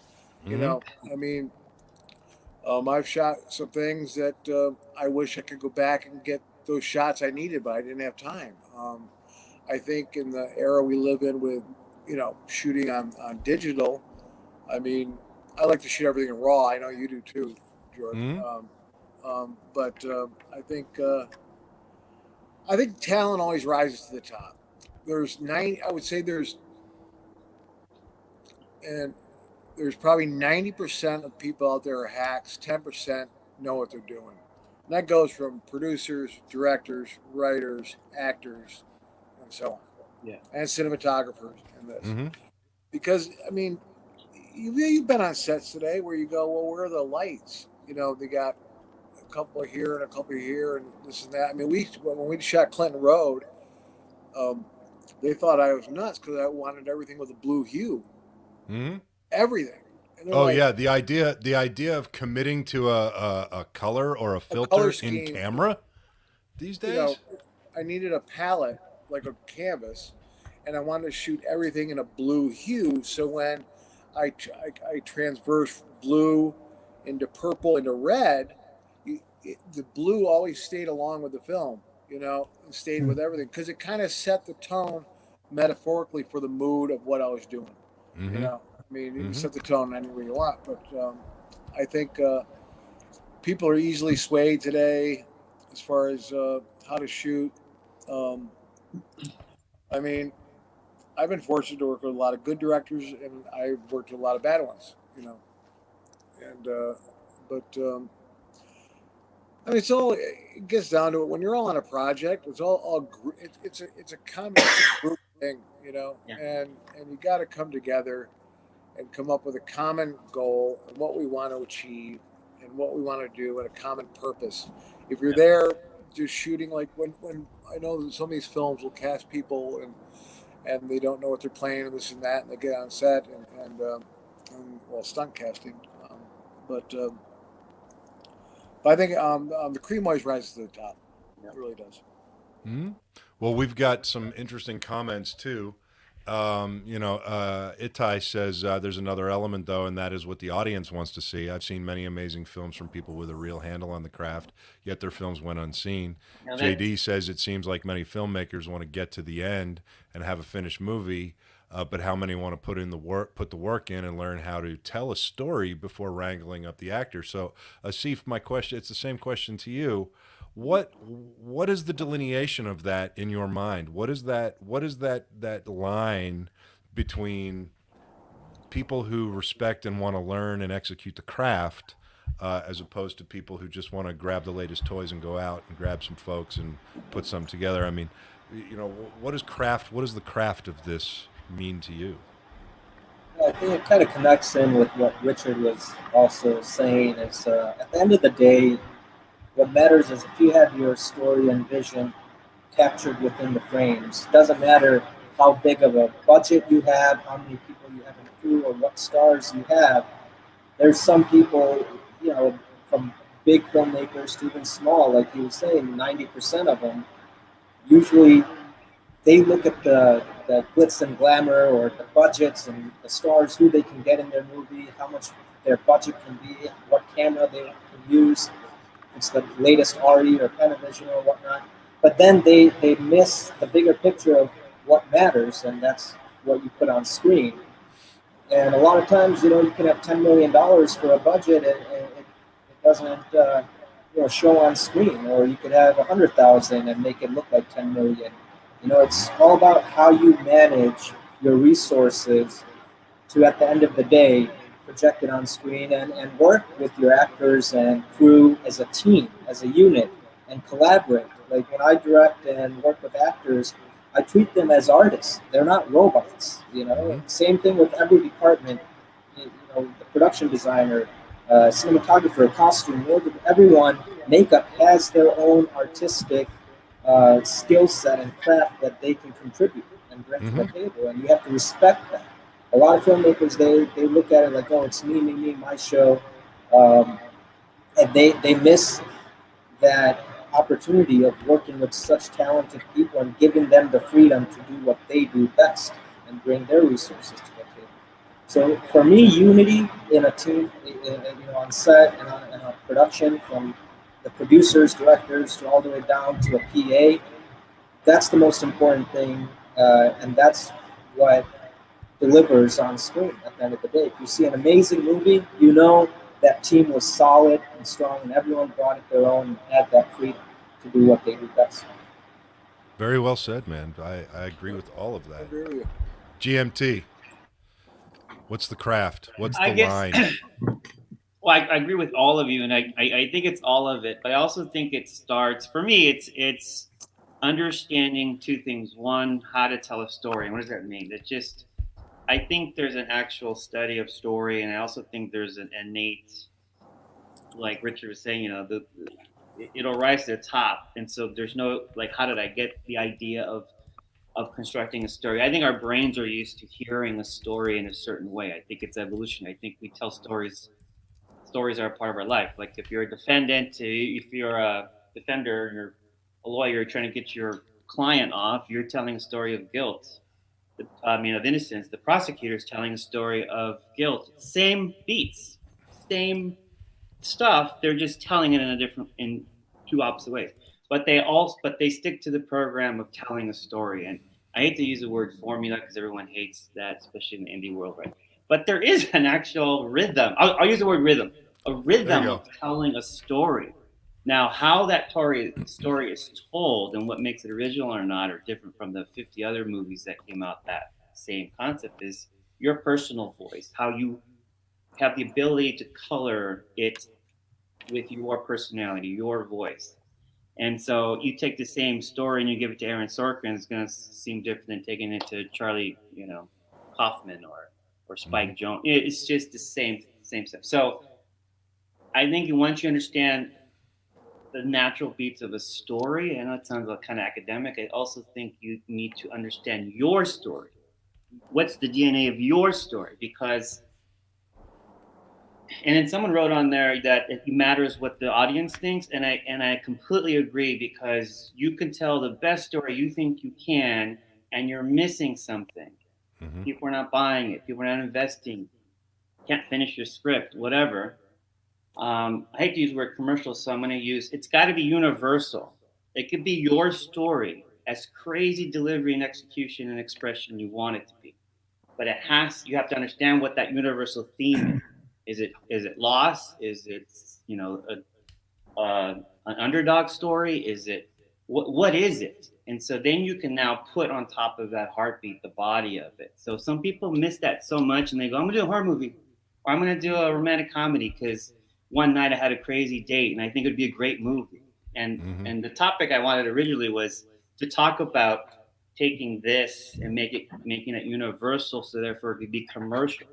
You need to understand how people respond to movies, how people normally tell stories, even when your grandfather, put you around the campfire. This isn't a bunch of books. They pause, they go, or they open up with, it was a scary night, right? There's a rhythm. He didn't go to, screenwriting school. There's a rhythm that our ancestors knew. And I think if you understand that rhythm, then you can tell it in your way. And if you understand your story, you can find what's universal about it and put that forward. Then it becomes commercial. Agreed. Then it's still your story, but at least people would want to see it. And I'm not saying write only to have people want to see it, but I want people to see it. Right, because if people don't see it, then you don't make the money, and then you can't make the next one. At least you don't feel like it's, at least you don't get to sell your story to the world, or have as many people hear the message you're trying to say to the world, at least. Or else just write in a journal. Yeah. Again, just write in a journal or share it with your friends. Do a movie, just show it in your living room. But if, it's not, it's about those other things too, not just this is my story. It's got to be all those things. Well, I want That's to understand. No, not at all. I agree with you absolutely. And we've got Gianni on here saying working with Asif is an artistic. Now it's moved over here. Creative process which evolves as the movie goes on. It's a beautiful journey. Great director to work with. Seriously, I'm looking forward to hopefully working with Asif one day. But I've never heard anybody say anything other than stuff like that about you, man. And you are incredibly talented. Thank you. And Gianni's a great actor, by the way. He just worked on The Commando with me, and we go way back. And he's amazing. Actually, he stole a lot of the scenes he was in. I got to be honest. I'll make it open right now. I'll say it. It'll be interesting to wait till you see Gianni on this. He has a very unique character, and he takes it real far. And like he said, what he meant by creative process is, I shoot to edit, and one of our biggest things we have to be as filmmakers are problem problem solvers on set. There's always going to be a problem. You have to have option A, B, and C, and be able to adapt with your crew and your cast. It goes back to what I was talking about, being that team and having the unity. And it's so important to have actors that are willing to play ball, and real actors are able to do that. They become method actors on the set, on the spot. So sometimes you have to throw away the script pages and rewrite everything on the spot. And sometimes you have to improv. And Mickey Rourke, he was one of the greatest guys to work with as an artist. I mean, he's old school. He's a method actor, and I know Richard, you're familiar with this too.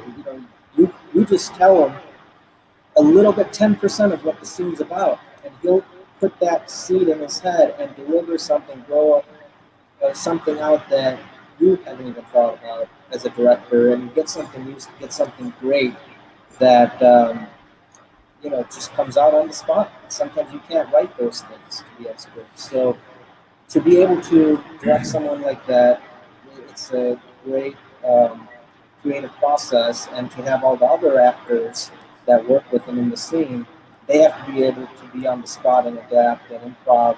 And I'll say a funny little story with Gianni. We were doing one of the first scenes with Gianni and Mickey, and there were two other guys, Matthew and Cord Newman, all great actors, and we went into it ready to do the scene the way we wrote it, and we rehearsed it that way and everything. And then all of a sudden, Mickey says, "You know what? I don't feel this. Let's try something." And I said, "Yeah, let's go for it. Let's see what happens." And on the spot, everyone had to adapt as we were rolling. We had shot the rehearsal, and it came out to be one of the best scenes, where the chemistry was so natural. That's something we didn't even think about even during rehearsals before that. So I know they did that with the Joker. There were some stories on some of the scenes that they ended up doing, like that bathroom scene on the spot. And sometimes you create cinema magic with some great artists on the spot, but you have to be able to give them that freedom and allow them to do that. I know some filmmakers, they're very strict to the T on what's on the script, and they waste so much time and energy and confuses people to try to achieve that. But sometimes you have to know and realize that it's impossible to go by the book. You have to have an option A, B, and C. And that's what Gianni was talking about. I think create on the spot. Yeah, I agree with you, and I want to circle back to Michael, who I think is the one who brought up the original point of the line of craft. And I think, to me, Michael, I want your take on this, and we're gonna wrap up with you on this thought, but I want to put this in your head before you answer. Is that my definition of craft is I agree with everything everybody has said so far. But what I feel is that to kind of piggyback off of Asif's point there, you've got to realize there is no rule book. You've got to throw it out. But in order to do that, you have to know it cover to cover first, because you can't throw out a book if you haven't read it. A rule book, right? Yes. So that said, what are your thoughts on the craft? What does it mean to you? Well, craft, I think there's a number of things about it that are have different kinds of focus. One is that whenever I'm working with somebody, I want to answer the question: are they an artist, a technician, or a manager, or are they all three? And you really win the trifecta of personnel when you can actually get all three. I've had people that are DPs that are extraordinary, but they can't manage their crew. And some of them aren't that good at technicians, but they can shoot extraordinary pictures. And so there's an inherent element there about what's the personal craft. And there's people that pursue that relentlessly, that can talk about 1927 wings and the framing of Howard Hughes and how he did that with the cloud. I mean, all these kinds of things. Or they know, James Wong Howe, and they know all these amazing DPs, as one example. And I think so. There's the individual craft. Then there's actually what I would call the team craft. How do you work with other people in relation to securing an overarching umbrella vision? When you actually have the director's craft or the producer's craft, and one is about time and money and a team effort, and one is going to be about vision, with so many other attendant crafts, whether it's the actors or the framing, composition, to understand this. But you'll even see somebody like Mike Nichols, who does a really amazing job with actors, but he really didn't do a lot of his framing. He relied on a DP and a cameraman to, really qualify a lot of his work in the frame. And then you get a highly skilled technocrat like James Cameron, who it's really about the technology that revolves around what he's doing in many, many ways. And so each of those has an interesting way that where you can understand your craft or what you're good at, and I think have a counterbalance point, somebody else in the crew who can contribute. Tony Kaye on American History X didn't work a lot with the actors, but he was about framing and the moment and the framing of capturing.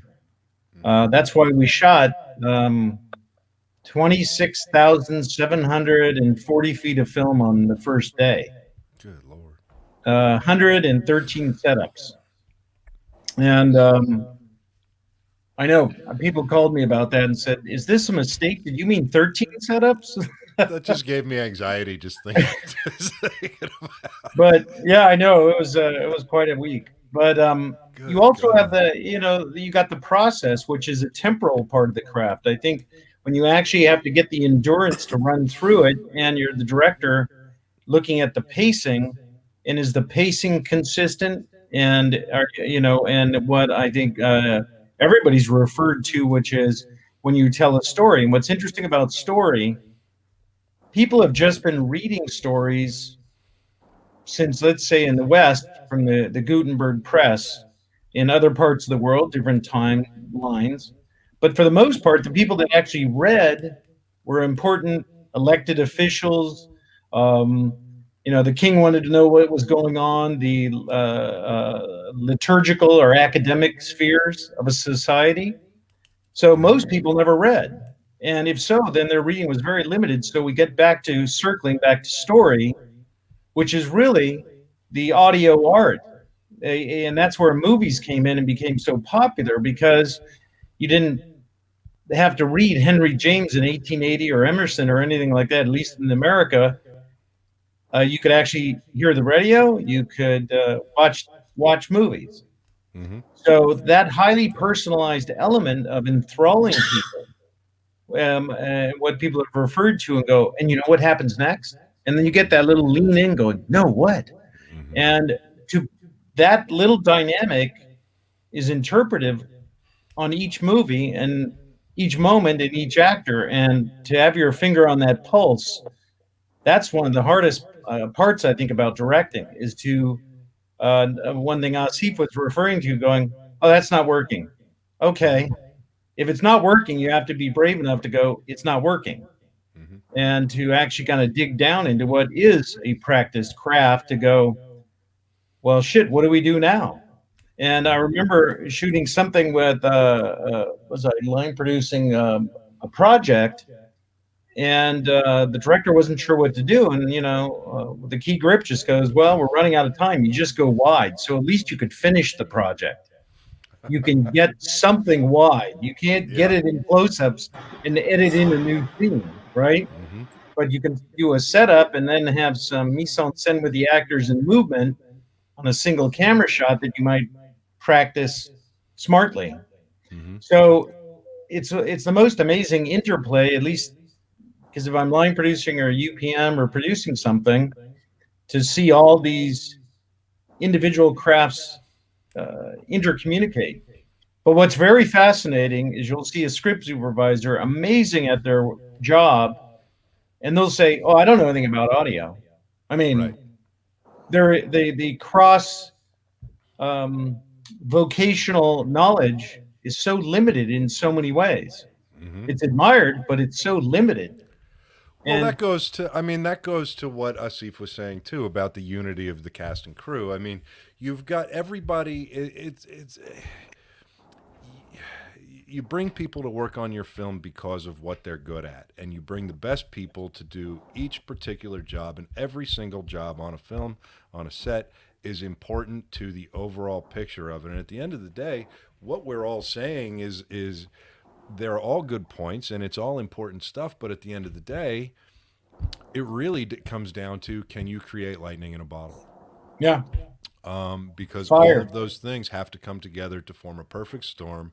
And that's what I think the job of a director really is kind of navigating that ship, solving those problems, getting everybody to work together, and not only getting performance, but getting work out of all of those individual professionals and departments and teams that actually, I try to empower every crew to care creatively about the project, because when people care creatively about your project, they do a better job and they work harder and they stay more focused. I agree with that. Absolutely. You know what I mean?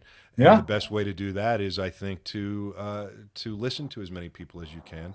Realize that the people that you've brought onto your film are there for their experience, and take that experience to heart.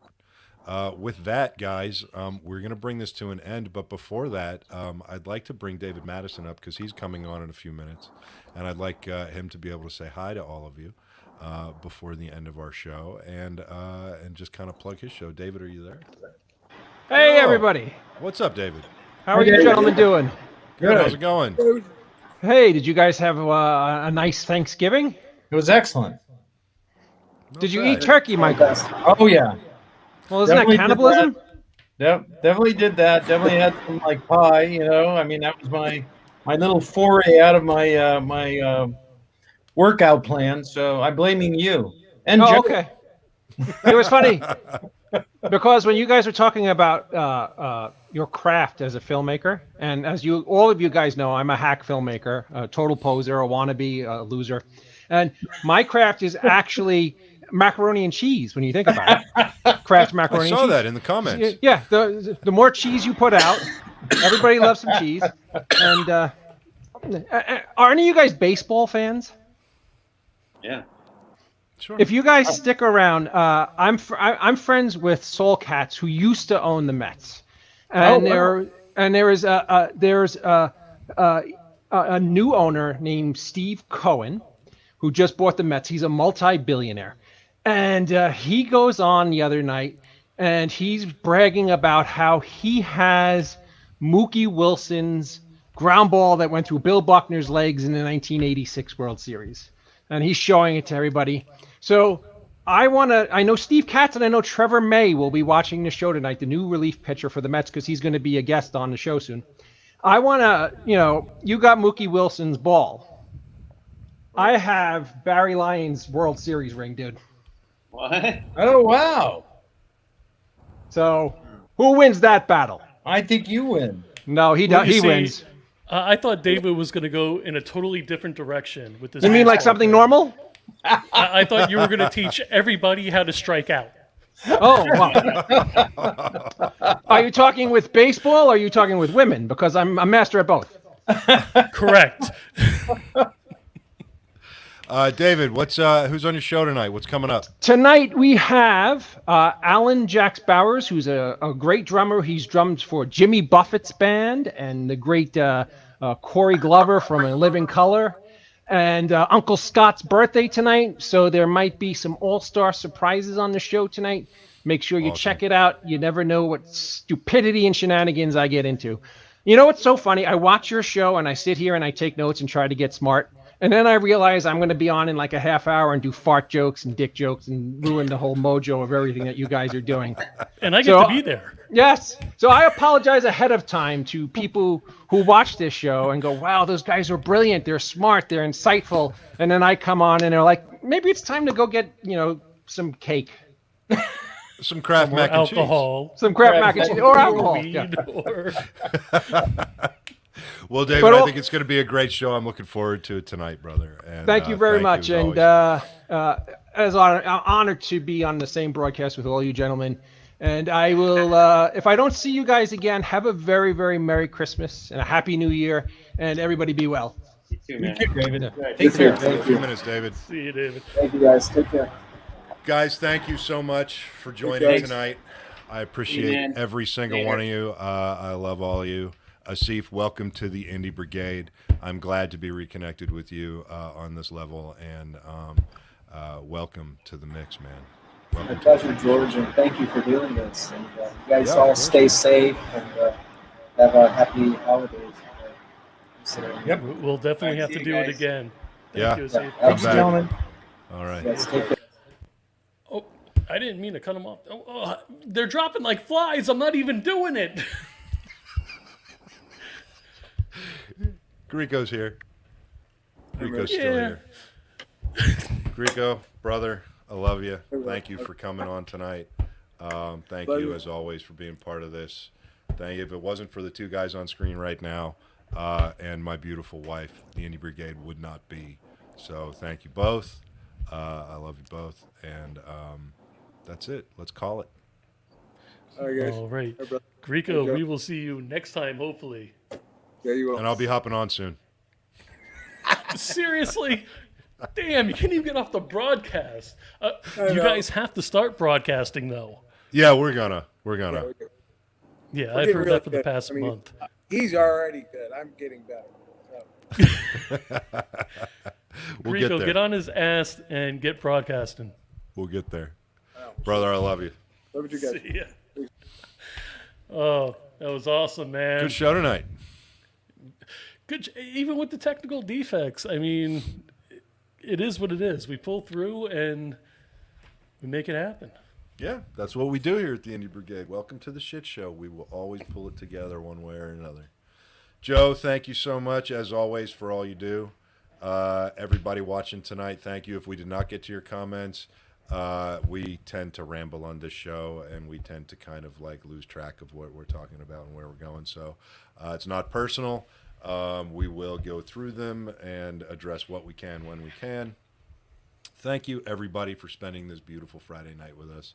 And I hope everybody had a great Thanksgiving. I hope everybody has a great holiday season planned coming up. And I hope you'll stick with us for a couple more weeks in this season 5 before our end of the year break. And thank you for being literally the best community of people out there, and for loving each other and for helping each other and for lifting each other up. If you're new here, welcome to the Indie Brigade. If you're not new here, then you know what's coming. And as always, fuck off till next time.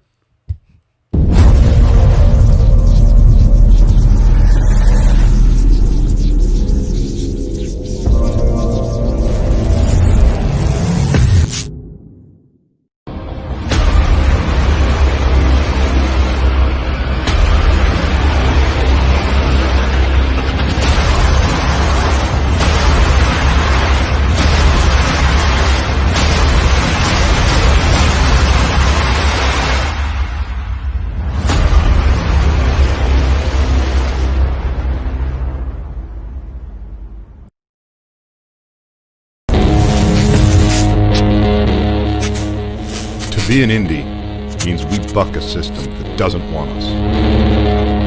To be a fringe filmmaker means we don't do it for them. We do it for ourselves. To be an outlaw on the fringe means we'll die before we fail. Be an outlaw.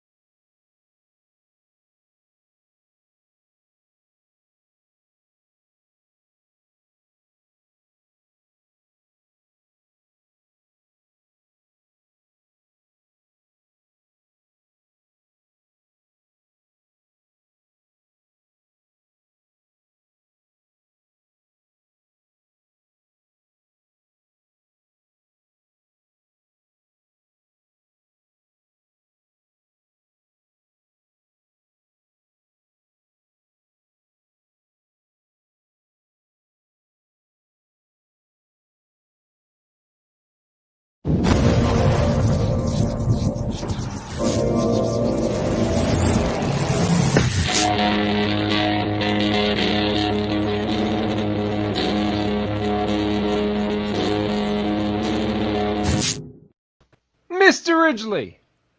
Mr. Madison, I'm getting good at this like only 1 minute late thing. I like it. How are you, my friend? I am very well. How are you? Did you have enough time to go to the bathroom, make a sandwich, record something on the DVR, do an oil change? I had enough time to make a David Madison size alcoholic beverage. That's a very big alcoholic beverage. It's kind of like the size of the Tiffany Shepard's David Madison head.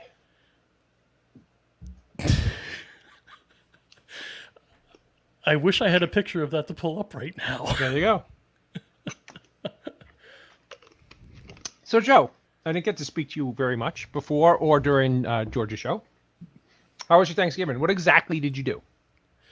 I went to my parents' house and we had a massive feast. The big ham, the big turkey, the stuffing, the whole 9 yards. And then there were like 400 desserts and nobody wanted to eat them. Do you have a favorite dessert that somebody in your family makes? Dessert? No. My wife introduced me to stuffing when we first got married. Her kind of stuffing, her family's kind of stuffing. And this is kind of unique because, before my wife, I thought stovetop was the only stuffing.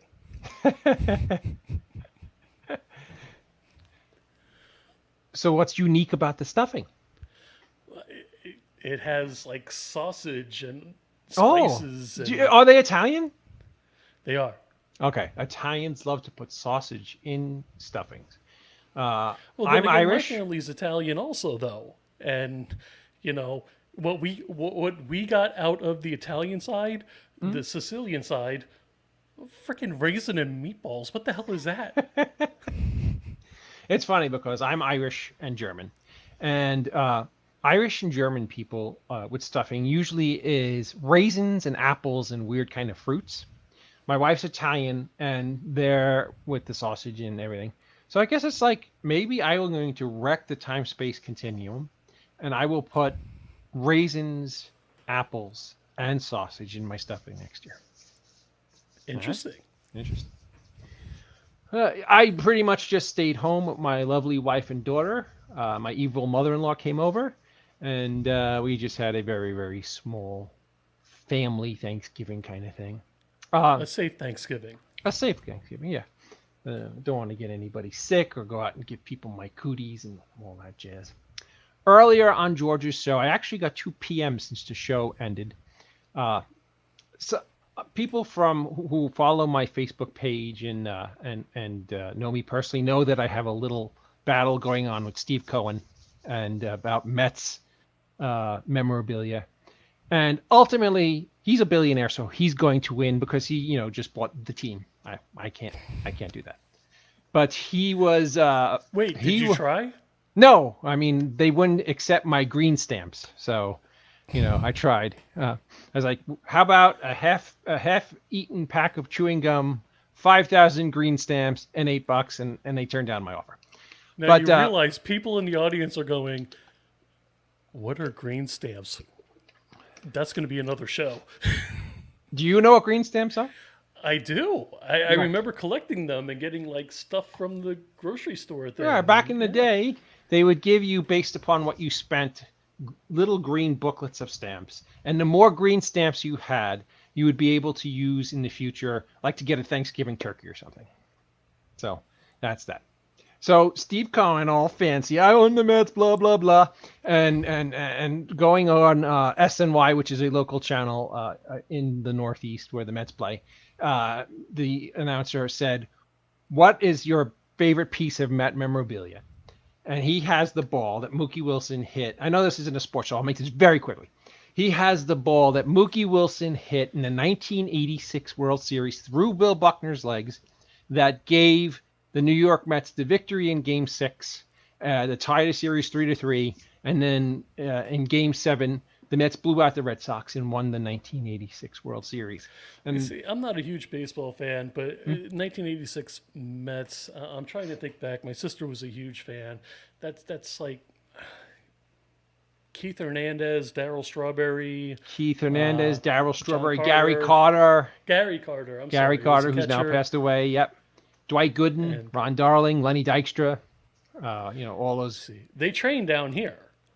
Oh yeah, they train in Port St. Lucie, right? Well, needless to say, Guess where I live?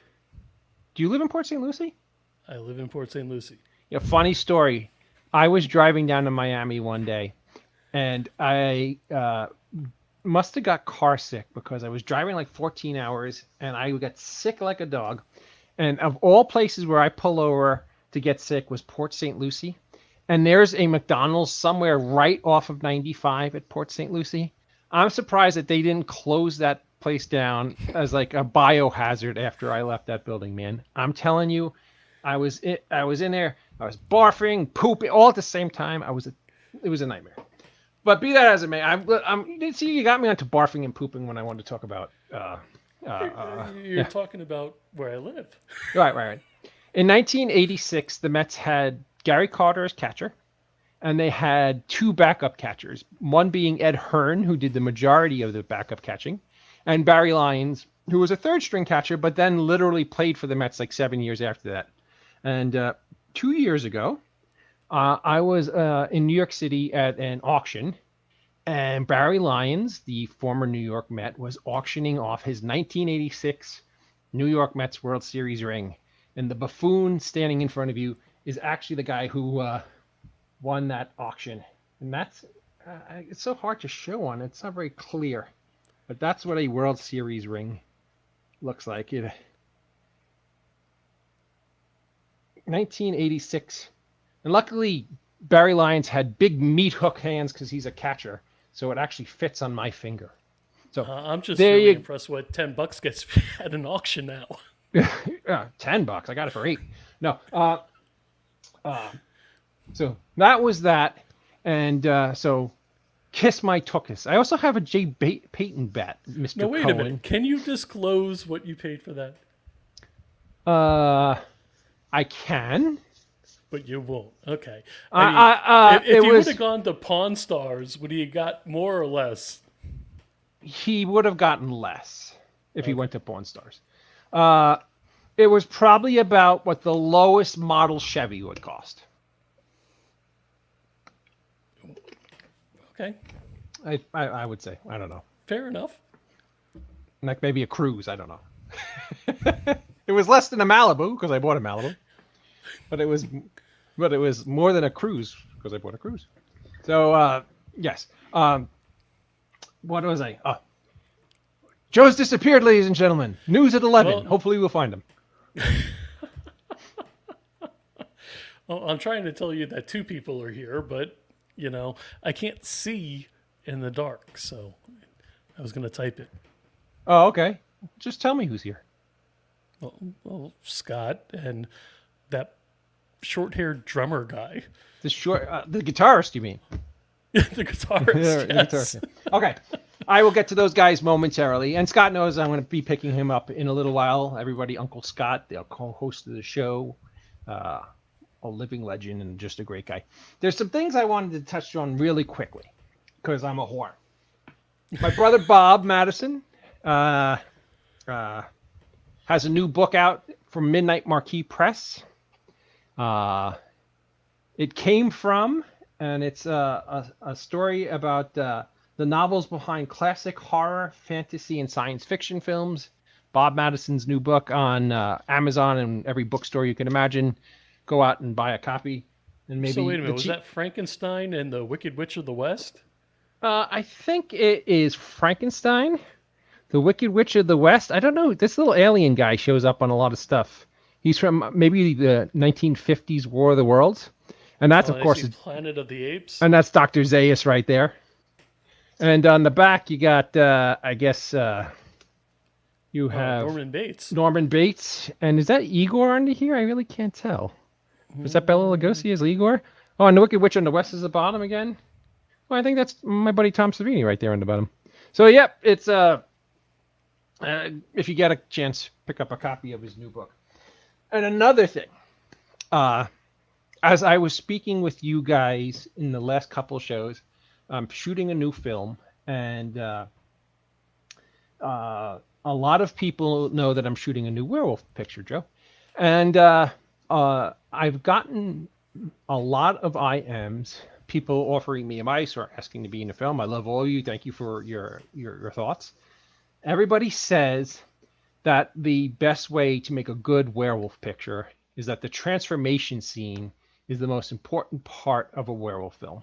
So I will have you guys know that last Tuesday, for a total of 17 hours and 15 minutes, from the beginning of when we started to apply the makeup effects to when we finished shooting for the day, we shot the transformation scene. And I was going to show you a much more, it's funny. I always joke on this show, so everybody thinks I'm just going to be like me in a duck costume or something. But this is, I'm going to show you guys a still. It was the only one that I kind of got a blessing to show. And this is me about 40% through the werewolf transformation scene. And it's, the whole sequence was shot to be very much a loving ode to David Naughton's shot in The American Werewolf in London. So Joe, if you can just put that baby up for a second. How long did this take again? I'm sorry to...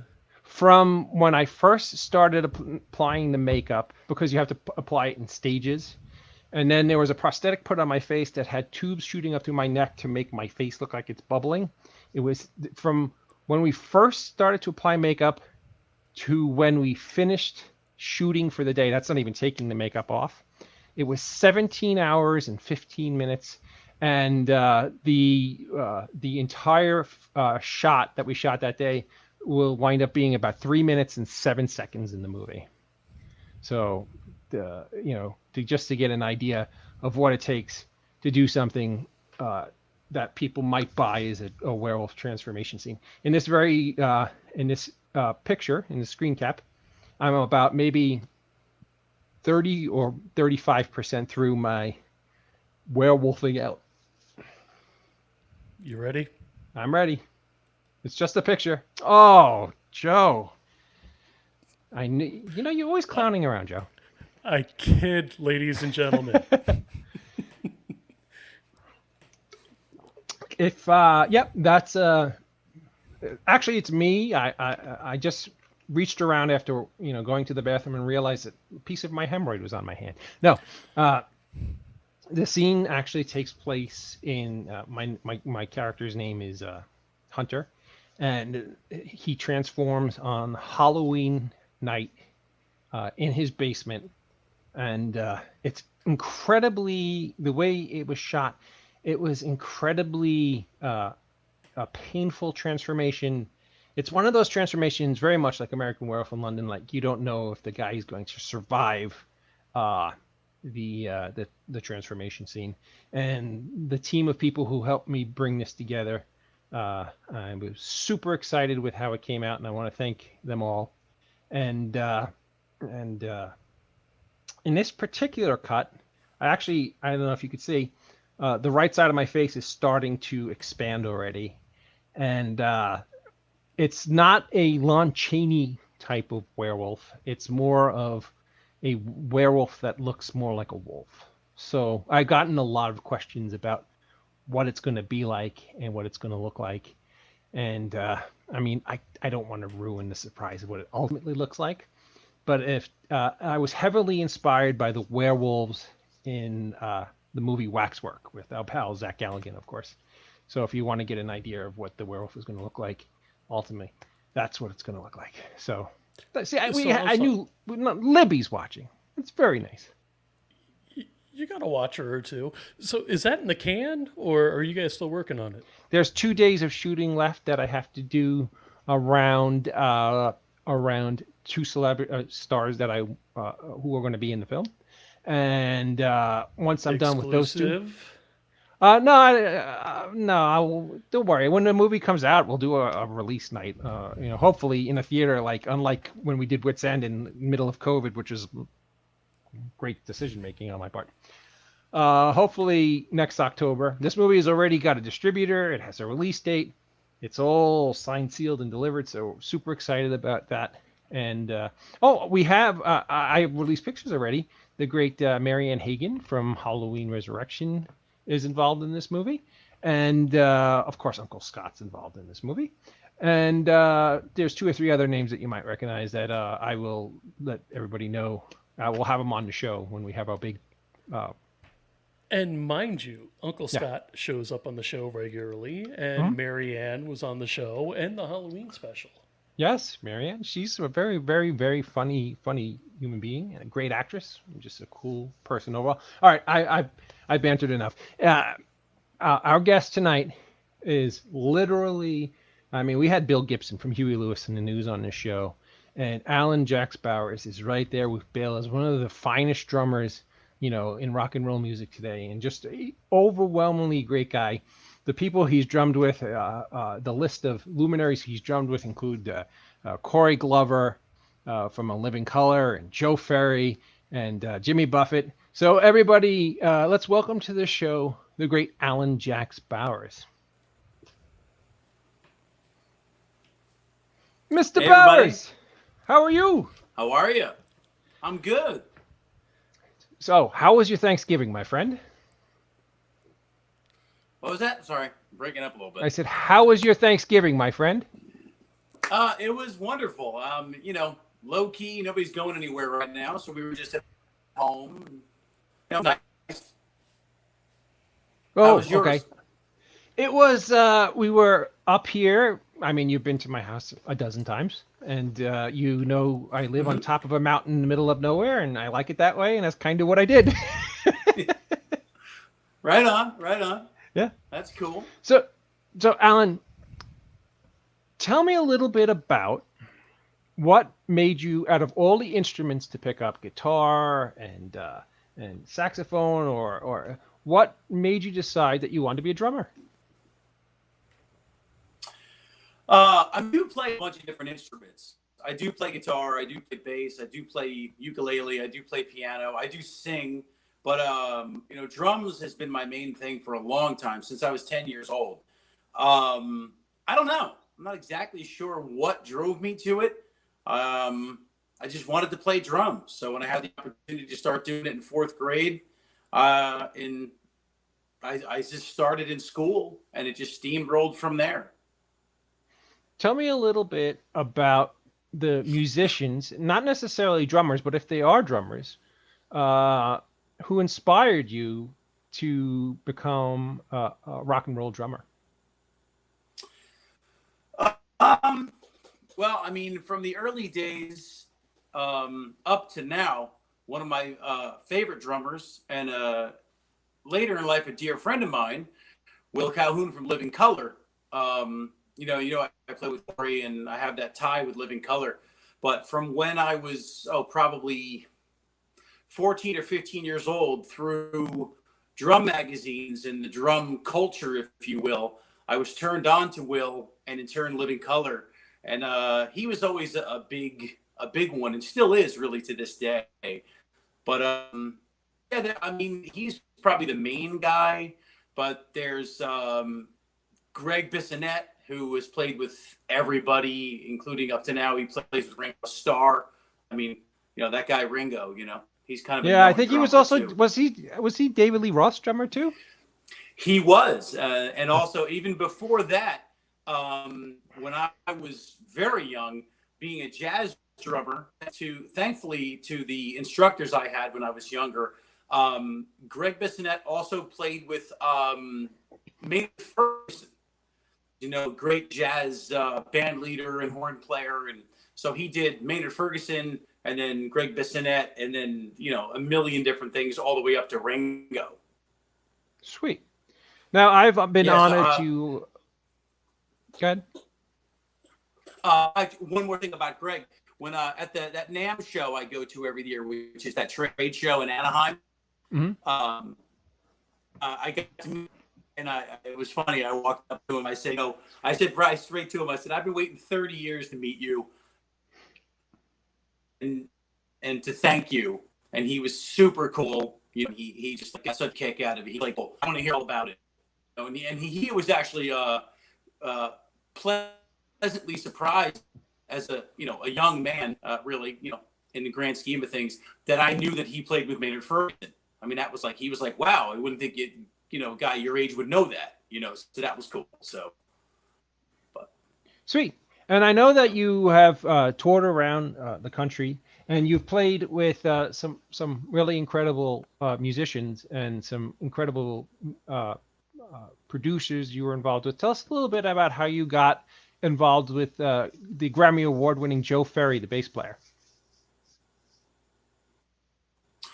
Oh, well, Joe, I mean, it was a kind of thing. You know, he and I both being ska guys by trade, him more so than me, obviously, and like the reggae field, which I've been doing, you know, been playing reggae since '97. Came into the studio, a place which you've been to in Milford. I want to say probably about 5 years ago with a client. He just came in as a hired player on the session, and Joe and I met that night, and we instantly hit it off. And as reggae guys and ska guys, we just decided we were going to do more work together. And you know, Joe Ferry's the big ska band for probably 25 years or more, even at this point. And it had been kind of on a pause or a timeout, if you will, for many years. And he met me. I'm sure Joe's. He's just like, well, let's make the big ska band again. And we did. And we started recording tracks. We both know Corey Glover. So we just decided to get him involved, and it just steamrolled from there. Tell me a little bit about what it's like to play with Corey Glover. I mean, his Living Colour is one of the biggest and most influential rock bands of the 80s. They're probably the most influential African-American band of all time. I seen them in 1988 or 89 opening for the Rolling Stones at Shea Stadium. So, I mean, they are really, you know, rock and roll pioneers. What is it like when you're on stage up there and standing in front of you is a Corey Glover or Jimmy Buffett for that matter? What is it? Is it like you're like, wow, I'm like I'm quarterbacking, you know, the world champion Patriots here? How's that feel? I mean, Corey is just, I mean, he's such a nice guy, and he's such an amazing singer.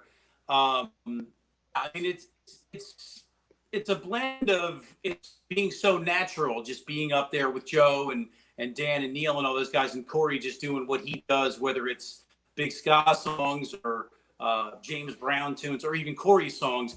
But it's a mixture of, wow, this is really happening with it's I don't know, it's not a big deal because it is, but it's almost very it's comfortable, you know, as much as he is a bona fide rock star. You know, we're on a small stage together making music, and it's great. You know, but yeah, it's absolutely amazing. I mean, the people I've got to share the stage with, from Corey to Jimmy, and it's just amazing.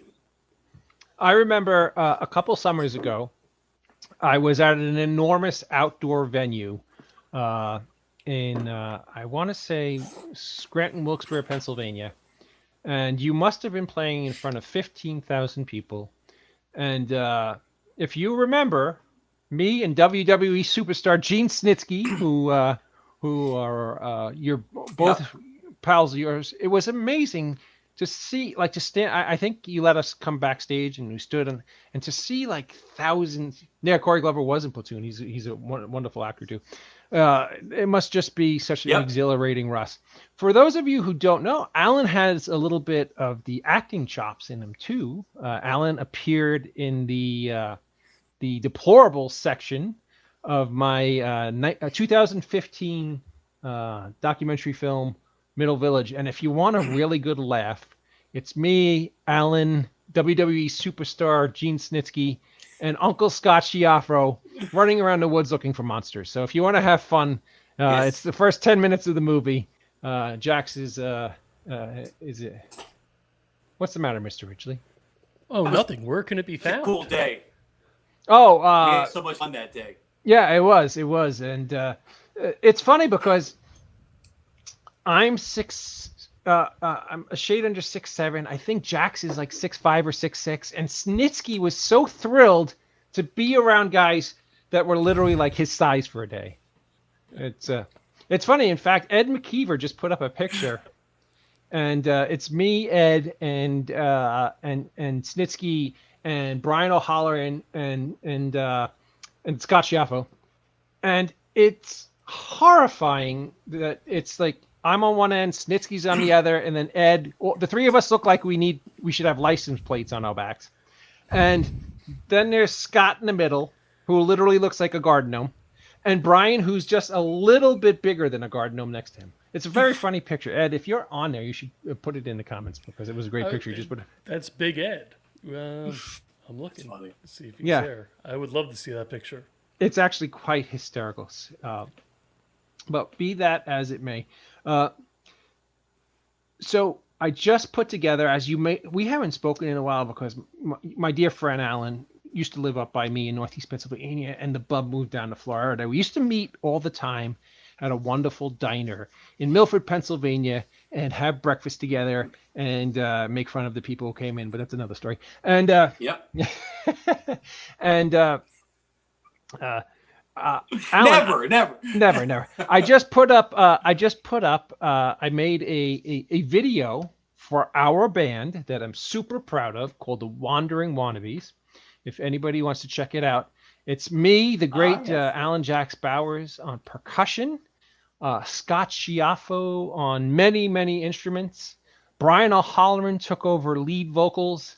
I was a hack who sang some background vocals and did some other stuff to put the band together. But you know what, Alan? I was listening to those songs, and we made a damn good Christmas album. Mm-hmm. Is that all you got for me? It was fun too. You know what's funny? I was shopping at a mall in Middletown, New York, and they had iHeartRadio Christmas station on.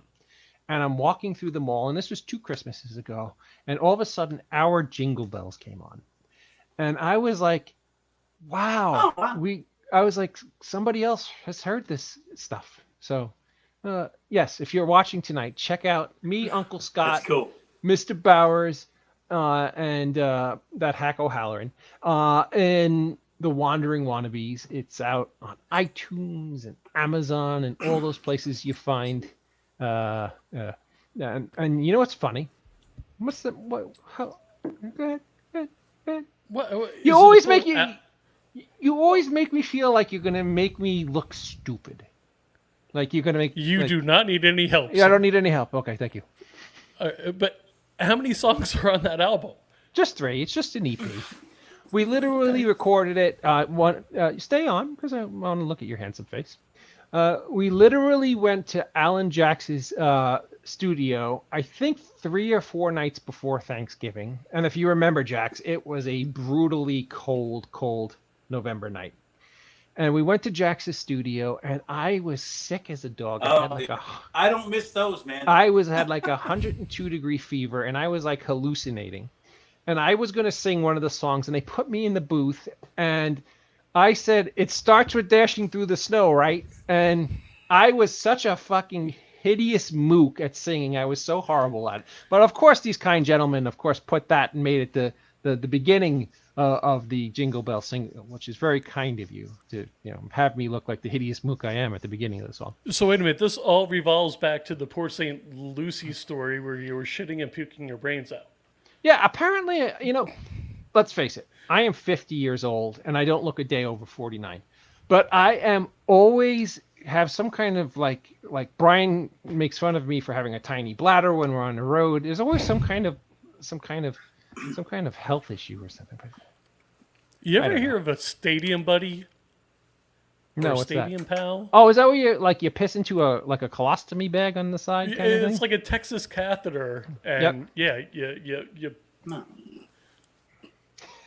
it's a condom catheter, and you pee into a bag into your leg. Yes. Yes. Yeah, I think I'm going to pass up on that.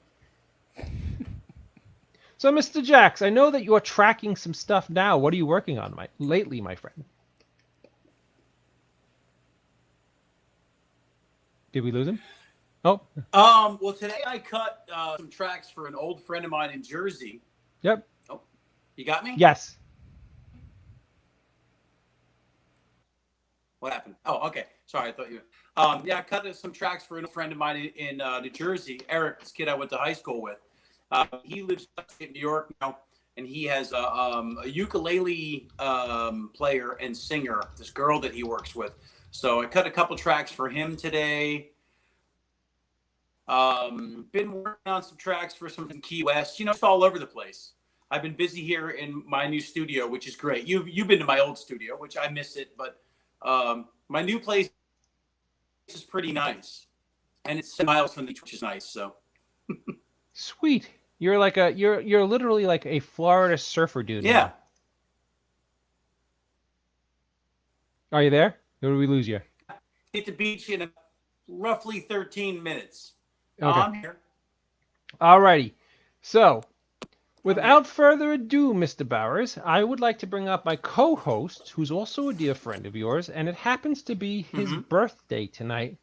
Ladies and gentlemen, without further ado, the wonderfully and talented star of so many films, from Clerks to Vulgar to Wit's End, Mr. Scott Schiaffo. Happy birthday, Mr. Schiaffo.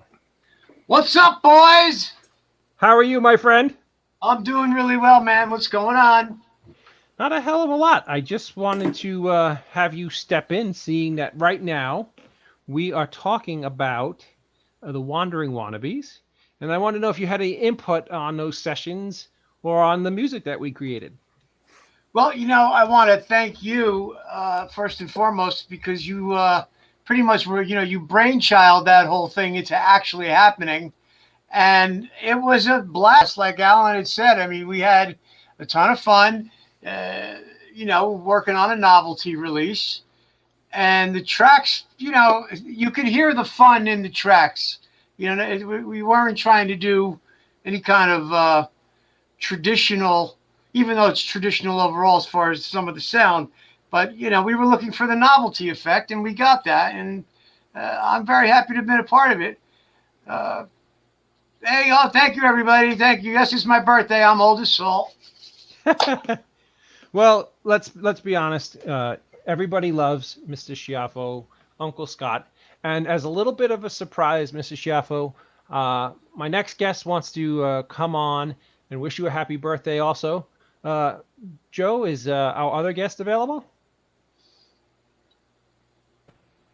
I'm sorry. You woke me up. Is your other guest available? I'm thinking he is. He's looking fine as hell. Ladies and gentlemen, Mr. Brian O'Halloran. Hello, Brian. Hello. I was watching, expecting someone else to pop up. That's why I was like, What's up? okay, there's Brian? got to be like 20 other people besides me waiting to get on to wish Scott happy birthday. Scott, I see you're utilizing your birthday gift already. That looks like an amazing camera, sir. Yes, thank you. Jewel is amazing. She surprised me with a bunch of gear. I got one of those really cool, wacky, circular lights where you can control. You go from soft to rose or a blue overshade, and got the new camera. I'm just so excited because now you can finally see a lot more of the studio, even though, it's still a little dark, but it's rocking. And it's been a really wonderful birthday. Thank you for showing up tonight and saying hello. You're the best. Not at all, sir. You look great. I'm glad you made it to another birthday. Nothing beeping in your chest, right? No. I got a good few more years on this device. All right, just want to make sure, sir. So happy birthday to you. I'm glad I was able to give you a birthday shout out. Alan, good to see you as well. This is weird. It's kind of literally getting the band back together here. Alan popped out for a moment. Hold on a second. I'm not sure if something went wrong. It's Florida. Florida's, well, Joe, it's Florida. It was a Wandering Wannabes reunion. Brian, we might have one other person pop on, so if you can just bear with us for a moment or two. I've bared with you for years, so what's one more moment? Zing! You know what I love right now? Scott doesn't look jaundicey. He doesn't look orange. Yeah, it's nice, right? No more. You see, because he was using the camera built into the screen, and him sitting in all these years in front of that screen, it's not going to be the cleanest of a camera. So now he's got a clean camera. got caked up. I love how All big right. the place looks. Hold on a second. There's Alan Jax Bowers. Is he back? Is he back? There he is. There he Give is. me 1 second. Hey, Hey, so Brian, we were. I don't know what's going on. I'm here. Dude, it's the tin can that you have stringed up to your camera that's a problem. Oh, wait a second. We've got some other schmuck here. Hold on. He's giving me dirty looks right now also. Oh, okay. Hey! Hey! All right. Now that we're all here, and it's the living legend Scott Schiaffo's birthday on 3, fellas. 1, 2, 3. Happy birthday to you. Happy birthday to you. Happy birthday, dear Mr. Schiaffo. Happy birthday to you. Now die, you old fuck. Go with your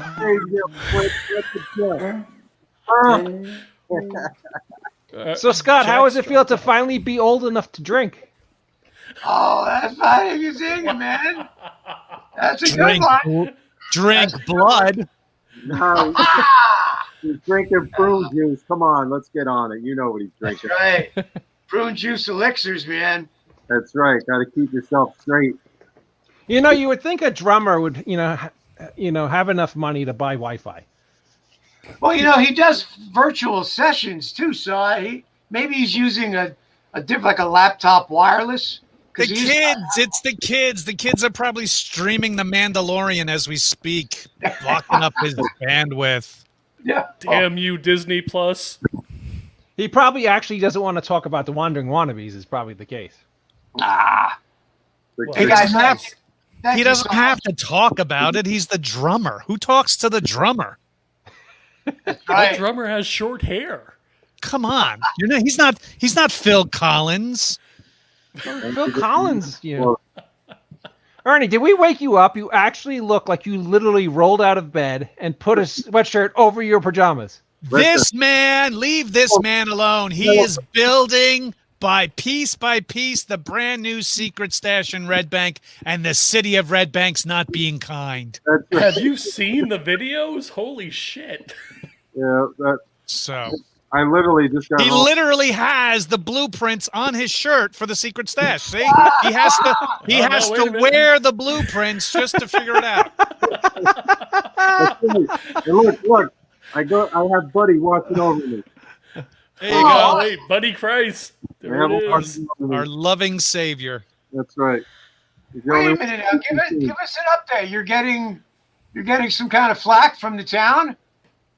No, I'm not getting flack. They're building departments in, as they're calling it, in transition at the moment. So a lot of the, normal things you do when you build a place are very slow. So the permits, the inspections, the zoning, all that stuff is taking way longer than normal. They're not letting the new administration in, so the transition is taking longer. Exactly. Oh, that sounds familiar. Yep. Yeah, that's right. Yeah, so it just sucks, but it is what it is. I just keep plugging along. I keep building. I don't give a shit. So what are they gonna do? I mean, Kevin and the stash is one of the most exciting things to hit Red Bank. So why are they moving from? And the new space is huge. Yeah. Why are they moving from the old space? Just to expand? No, not really. I mean, it was just a better opportunity financially, and he just wanted something. He's been there 23 years, so he wanted something a little fresh. So we had some early on discussions about it, and it just made sense. I mean, it's a bigger space too. The fans are going to love it. Yeah.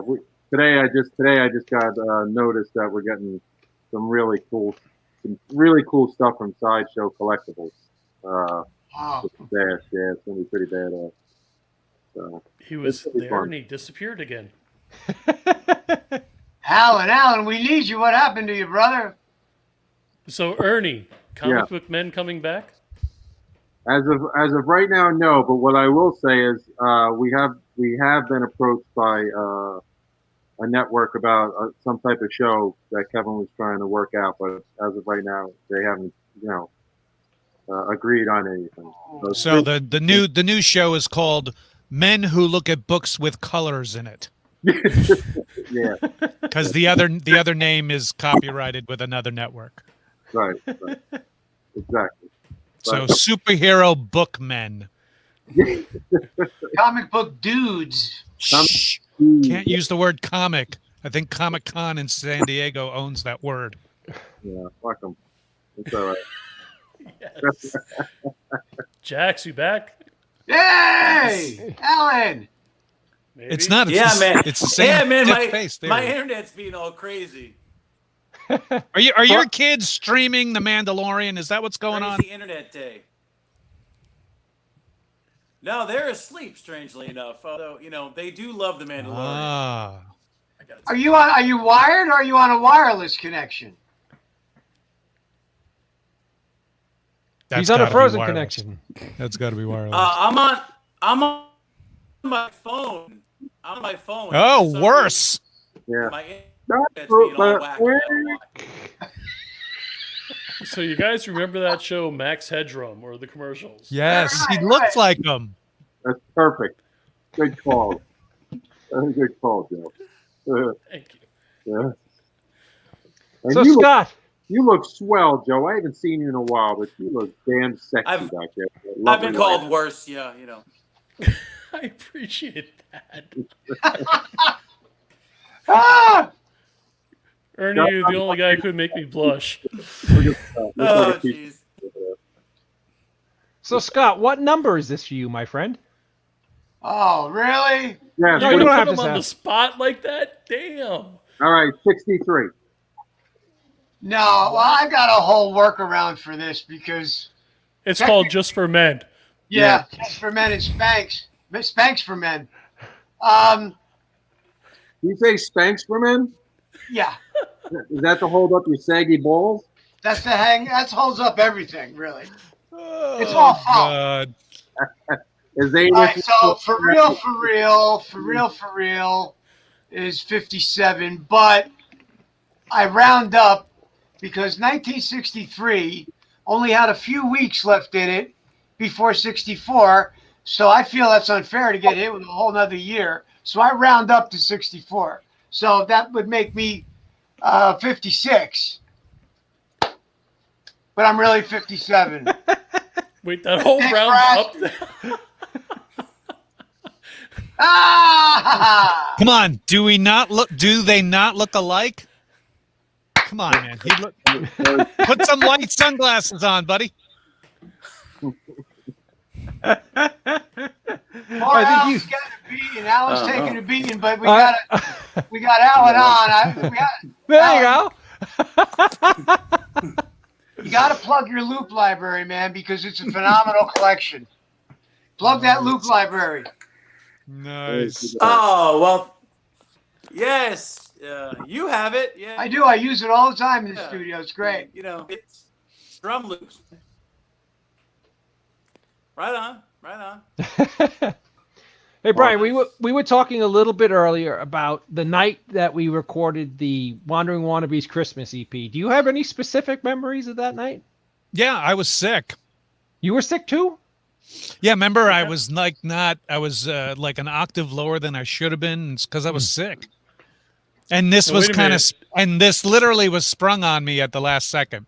And David said he was in the bathroom puking and crapping. No, that was that's Florida. That's down visiting you. I'm sorry, you were still. He was sick, with you. though, you said down there. Just the thought of being in Florida makes me want to puke and crap. I had like a head cold, throaty thing that if I had my druthers, I definitely would have went in and re-recorded. But that's just me. All right, see. So that's the excuse you guys are going with. You were no. Listen, I'm not seeing. Listen, I'm seeing as much money from that EP as I am from Clerks reruns. You know what I mean? Bupkis, Ditka, nothing.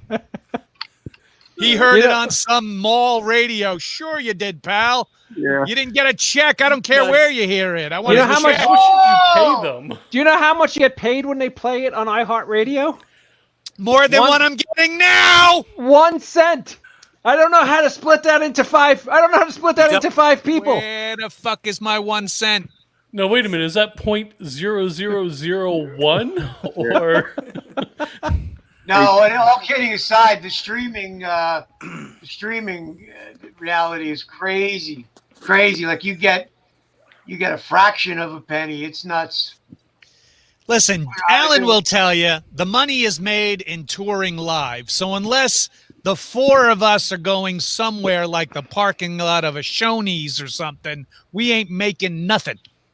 Absolutely. When are we getting the Wandering Wannabes World Tour together, fellas? That's what we need the to do. world tour will be from rest stop to rest stop because that's as far as you can go before you have to pee again. But just think about how much money George Michael made at those rest stops. Will he rich? He didn't make money. He spent money. Plus, he was fine. Here he goes. Did you say spit money or spend money? Spent. No, he spit something else. Yes, exactly. Oh, You people. Can we go back to Max Headroom again? That was better. There we go. Wannabes. So Ernie, what's going on? Well, as Brian alluded to before, I am knee deep in the stash. You know. same name. They're not changing the name, right? Nah, it's still Jay and Silent Bob's Secret Stash. We're gonna, you know, it's gonna have a whole new vibe to it inside. 2.0. Yeah, it's gonna look nothing like the old stash at all. I mean, totally different. Especially when once weed becomes legal next year, it's going to be a head shop. Come on. Oh, yeah. Is the poker table going to be there? In the main room, no. There's now a back room which is part of the store, which fans or patrons will have access to, which is going to be specifically designated for the Tell 'em Steve Dave guys. So that's going to be their kind of like their home base. That poker studio. Table, yeah, their studio. That poker table will live back there with them, and they'll shoot all their mini skits there that they do. That their fans, the Patreon Yep. that they do. You don't want to touch that poker table now. No. It's like 10 years of. Yeah, they're moving it. I'm not moving it. Have you guys ever considered of moving the Secret Stash next to the Quick Stop, or is that? I have no idea if the space is there. That was a discussion at one point. But instead, it's the Smod Castle instead. Yeah, how's the Smod Castle going? It's good. I mean, I just signed a contract with Shure Microphones for Kevin to get a whole bunch of cool stuff through a sponsorship through them. Shure Microphones? Yeah. Oh, that's wonderful. Yeah. But are you sure are they microphones? Nice. They better be. Sure, Yeah. it's good. Sure, good stuff. Yeah, they said they're sending us all their newest pro gear. So that was good Sure, news. Yeah, wow, that's awesome. Yeah. Hey, Jax, what kind of gear do you play when you're playing when you're out on the road? That's good stuff, Ernie. Sure makes good mics. Hey, Alan, can you hear me, pal? What is I think happening? there's a delay. There might be a little delay. Oh, okay. Yeah. He's sleeping. He's sleeping. Look. He's like everybody else who watches this show. He's sleeping. He's so crazy. It's awesome. Sorry about this, guys. No worries. All right. Hey, Jax, can you hear me? I was asking you when you're out on the road, what kind of gear do you play? You're not going to have one of those mental lapses again, Scott, where you laugh like a mental patient for 10 minutes, are you? Like when we had Edward X Young on? Hey, it's his birthday. Let him do what he wants. Yeah, I'm the birthday boy here. Yeah. Did somebody resuscitate him a little bit? Is there a paramedic on the side there, Scott? Well, I got Actually, my I was hardware. pre-med. Hold on, he's answering. Wait, hold on. He's got No, wait a minute. Was that? Do sign language. Was that 2 beeps and a dot, or? It's awesome. He said that's a still photograph. It's He not. kind of looks like John Schneider there. He does. Yeah, he Scott, does. where did you get the new lighting? I haven't seen that in a while. Dude, asking me, Ernie? You look at you. Yeah. My birthday gifts from the wonderful and beautiful Jewel Carey. She surprised me with some new lighting gear, a new webcam, and I set it all up earlier. Nice. And, now you get a different feel for the studio a little bit. I wish I would like to graduate to a second camera so you could see the guitar wall and some of the other things, but you can see a lot more gear. And the lighting's cool, the camera's cool, and it's all due to Carrie, aka Jewel Carey. Thank you, sweetheart. Yay! Good. Looks good finally. I'm sorry? It looks good. Finally, you look good. Thank you very much, brother. Thank you. Finally, you look Finally, after 20, how many years? 23 years, he finally looks good. Since the beginning of podcasting, I came in looking on the man. It's like it was a serious man cave. Well, like we were saying earlier, it doesn't look as jaundicey. He doesn't look orange or. Oh, he doesn't look like he's dead. Doesn't look like we're shooting him through mayonnaise. I always thought that he looked like the very first phase of Bill Bixby's Hulk when he just starts to get angry. Here you go, Scott. Yeah, there she is. Thank you so much, sweetheart. You're the best. Nice. Thank you for making my co-host look like a normal human being, Carrie. You're the best. Let me move him over there. There you go. So did she do your hair too, Scott? No, she doesn't do hair and makeup, but because he's only 56. She does just about everything else. Only 56. Nice. Nice. She's dyslexic, right? That's 60. There's no fucking way he's 56. There's no fucking way. This motherfucker's lying. I'm telling you. He's old as dirt. No, 56. 56. Old as dirt. That's not old enough. I'm older than the rest of you bastards. He's got the short bus coming to his house every day, pick him up to bring him to the food store, get his pills. Don't go near that hair. You see this? Well, this is how we keep you young. That's right. If I'm not mistaken, Mr. O'Halloran has a birthday coming up too soon. Yeah, on the 20th. He will be 39. He'll be 30. Correct, sir. You are correct. Brian has underwear that are 39. You're correct, sir. You are correct. So, Ernie, yes, tell me, are you? And this is for both Ernie and Brian. How I know you guys are working on a sitcom. What are you laughing at, Jax? Well, we can finally hear him. Let's there you go. He has to say. He's laughing at a joke 7 minutes ago. Yes. Yeah. How is the and this is a question for Ernie and Brian. I don't know if because of COVID you guys aren't working on it, but I know you guys delay here. Brian. What? I know you guys were working on a sitcom together. How is that going? Is it is there been any movement on that, or has it just been shut down because of the way the world is at the moment? No, we actually we had a brief moment that we were able to film the episodes that we wanted, that we had written. After dealing with all the SAG regulations through COVID, everybody getting tested and, all that kind of nonsense. So we were able to squeeze that in. And I will say, and I told this to Brian personally, that I personally think it's one of his best performances ever. And now, he knows. It's just, he knocks it out of the park. And, we had a lot of fun doing this together. And I'm glad he agreed to be a part of it. But well, I'm glad you asked me to be a part of it, and I know 2 episodes are in the process of being edited right now. Right. We are literally in discussions about the next couple of episodes, what to do.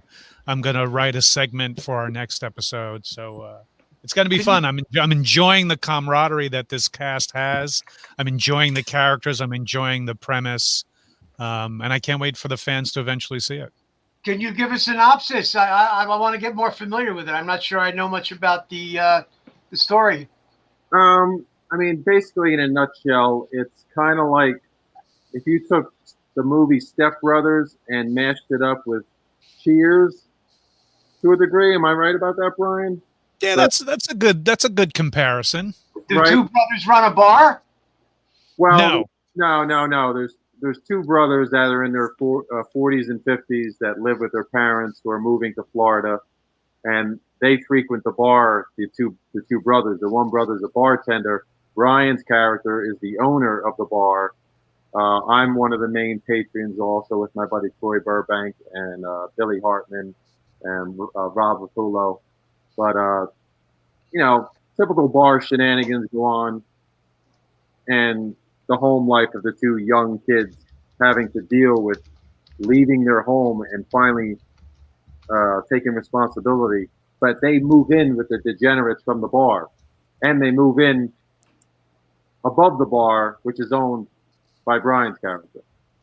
So there's like a whole Three's Company kind of thing going on. It just, there are so many dynamics and different characters we bring in and out of the sitcom that there's so much room for a lot of different storylines. I mean, I play a character called Frank, and I have a wife called Angie, and I'm just pretty much pussy with her. So there's that dynamic with me sneaking to the bar.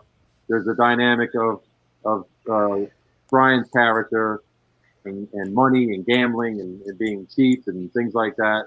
And also with Chris's character, who's played by Troy Burbank, who created the whole concept, and it's his baby. And he's just he's another degenerate gambler, and he's got to deal with Ferry all the time. And then there's bookies and card games, and you know, there's a lot of stuff going on. It's really funny, and like I said, I'm looking forward to making the next few episodes, and hopefully we get it out there by the beginning of next year at some time. Now, So do you who guys? wrote this? Oh, sorry. I'm sorry. I got to interrupt. Who wrote this? My buddy Troy Burbank, he wrote it. He also did that movie I told you about a while ago, Gone for the Weekend. Right. Right. Okay. This is his baby. So my question is, you know, I'm from New York, and Right. I got transplanted to Florida when I was a kid. So why is Florida the butt of all jokes? It's like being in a cult and not realizing you're in it. Figure out how you got to Florida from what I was explaining. This is all based in Jersey.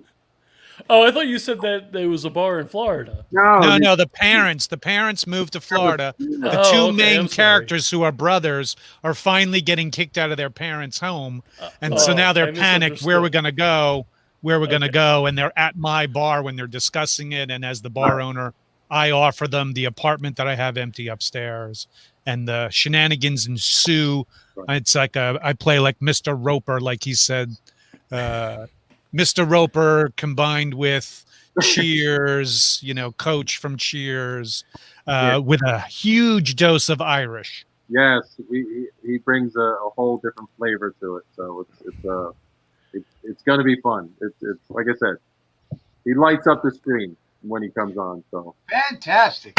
yeah. Now, do you guys have a home for this show, or are you going to put it out virally, or do you plan on maybe selling it to a Netflix or a Hulu or Vudu or something like that? As me being one of the main, I'm one of the main producers of the show also. So I am going to try to chop it around first and see if anybody will bite on it. And if not, eventually, if nobody really bites on it, we're going to release it, on YouTube or something like that, and see if we can get some eyes on it. But We're gonna take over the AMC slot of comic book men. they might be a phone call. Trust me. Dude, if they put that John Lovitz sitcom on, you'll have no problem. Did you guys ever see that show? Oh no. I can't. Well, we did have an 8-year contract with Quibi, but then Quibi just ended. I remember, Brian, last time I saw you, we were at the bar doing the sitcom. We were talking about, some distribution things and stuff like that. And I've also talked to Dave about that kind of stuff. And Brian too. Oh, Quibi, man, we got to do Quibi. You should do Quibi. Yeah, fucking Quibi falls apart. Yeah, I mean, exactly. thank It lasts as long as the videos last, like 7 minutes. Instead, they were 7 months. There you go. Thank God I didn't go with Quibi. That's right. $1 billion Geffen put into that. $1 billion. I don't even, what was Quibi? I thought Quibi was like where you made bids to buy things.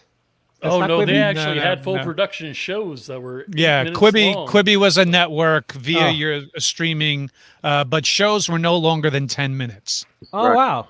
Right. And Yeah, it it's came all and went. webisodes. All webisodes. Yeah, it's all webisodes, but they fully funded like major stars in series, but they didn't need to do 22 minutes. It was just 10, a maximum of 10. Some were 4 minutes, some were 7 minutes.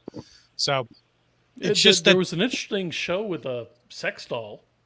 Oh. it's Well, funny no, you there should bring was. that up. That's so funny. Anna, who is it? Anna Pate?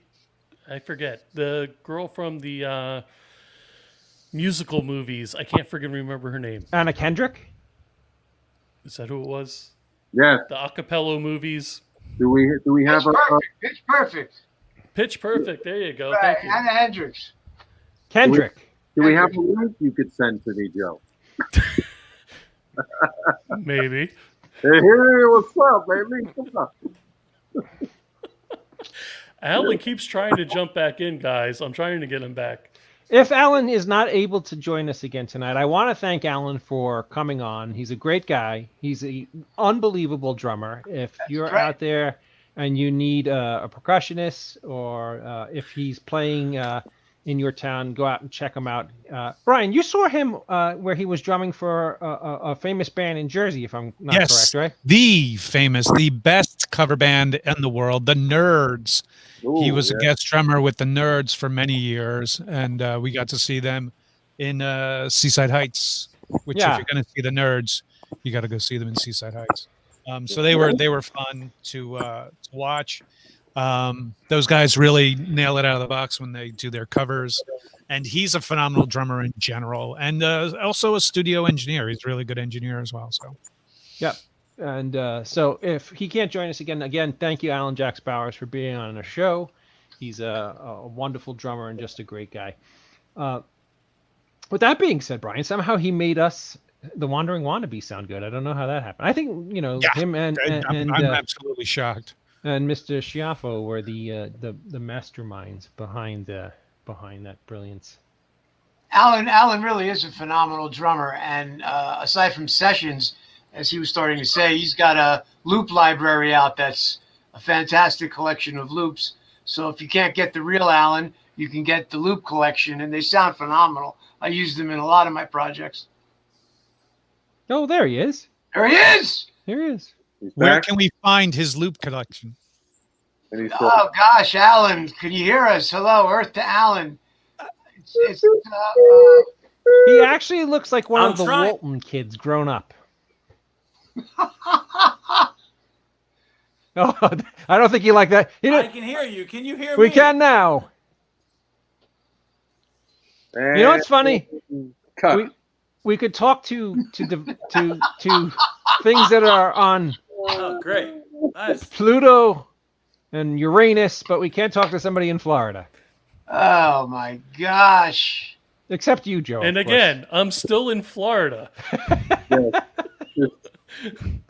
I'm right down the street from Did he the, say? the Wait, Mets he's training camp. doing it on a phone. He's not hardwired. Correct. Yeah. Hey, Brian, you want a little bit of a piece of inside Mets information? Let's hear it. Within the next 72 hours, the Mets are going to sign Trevor Bauer. That's nice. So now we'll have two Trevors. Two Trevors. Trevor May and Trevor Bauer. Whoa, Yankees. Suck it. That's all I'm going to It's not going to make a difference. We're not going to play. We're not going to play. The boys this summer are going to be the summer of 2022. By the way, Ernie, my daughter, as you may or may not know, is about to leave for college, and I could use as much money as possible. So please let me know what Met Yankee bet you want to do again this year. He's not going to pay you. What are you banking a bet for? Oh, Ernie's a stand-up guy. No, I'm kidding. Ernie paid me, unlike Edward X. Young, Mr. Hush himself, who literally called me out online, literally directly called me out and said, I want to bet you on the election. And I said, sure, what do you want to bet? And the guy lives out of his car and he bet me $1,000. And I said, I will bet you $1,000, Ed, but show me the money. And I showed him my money. And he's like, no, you can trust me. I bet you $1,000. And then that night when his guy looks like he was going to win by a landslide, he goes, you're such a chicken shit, Madison. I bet you $2,000. And I said, sure. And then I showed him $2,000. And now, oddly enough, he's not paying. He's saying that the election wasn't real.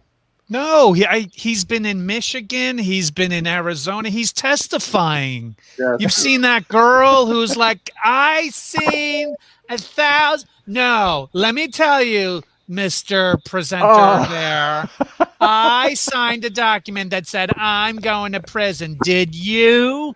And I was like, honey, you signed a drink tab. That was, you know what I like about her? That wasn't a. She is like a hot Victoria Jackson. Yeah, the whole internet said that immediately, and and her political beliefs are exactly like Victoria Jackson. So if he owes you the subject for if the Edward network, X, how about those Jets? This isn't politics. This is a wager. We're not talking about. We're making fun of Edward X. Young. We're getting back to Edward X. Young. So it's going to take a lot of hats and flags for him to sell to make up that $2,000. Okay, and I'm going to repeat my question. How about those Jets? They suck. Yeah, they're going to be perfect this year. Woohoo! All right. First draft pick. First draft pick. What are my boys' options right now? I know, dude. You guys have backward your asses, fallen over a garbage can, got tossed on the wrong bus to a wrong town, and found your face in first place, which is the weirdest. Only in America, and only in the NFC East. Can you imagine having 4 wins a couple weeks before Christmas and being playoff contenders? Yeah. Well, there you go. It's 2020 for you, buddy. Yeah. 2020, where even the Giants could be in first place with 4 wins. That's right. Crazy. Lance. NFC least. Yeah, dude. NFC least is definitely right. Now, look, I'm talking from the as a fan from the bottomless bottom there is. I'm so at the bottom. Our team is so bottom. They are speaking Chinese. They're on the other side of the planet. And knowing them, they would lose to a middle school Chinese football team who've never played the game. Never played the game. I think you know what? What the fuck's the name of your group? Traveling Wannabes? What is it? Is that what it is? Oh, the Wandering Wannabes. Wandering Wannabes. You guys should play the Jets. You'd probably fucking win. If it's flag football, I'll go flag football. But otherwise, that shit. It's funny. I literally watched the post-game show on SNY just to see the veins pop out of Bart Scott's head, man. Because he can't. There's no other way that he can try to pretend that this team is any good, that there's anything to be salvaged from this year at all. Nothing. And I feel bad for the kid with the braces because he's having a pretty decent year with his tackles and stuff. The defense, Becton? No, not Becton. The other kid, Williamson or whatever. Quinn Williams, yeah. Quinn. He's cool. And, there's a few guys on defense that are actually getting paid and doing their job. But the rest of it is just awful. Hey, there's only one, before I wrap up the show for tonight, there's one thing I want to ask all you guys, because this is actually very important to people who are in either the film industry or even love film.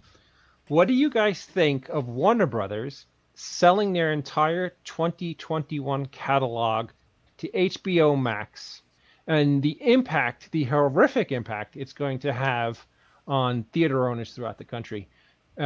Anyone wants to jump in first? I was really curious to hear what you guys think of this. Okay, things go well. They don't sell it to HBO Max.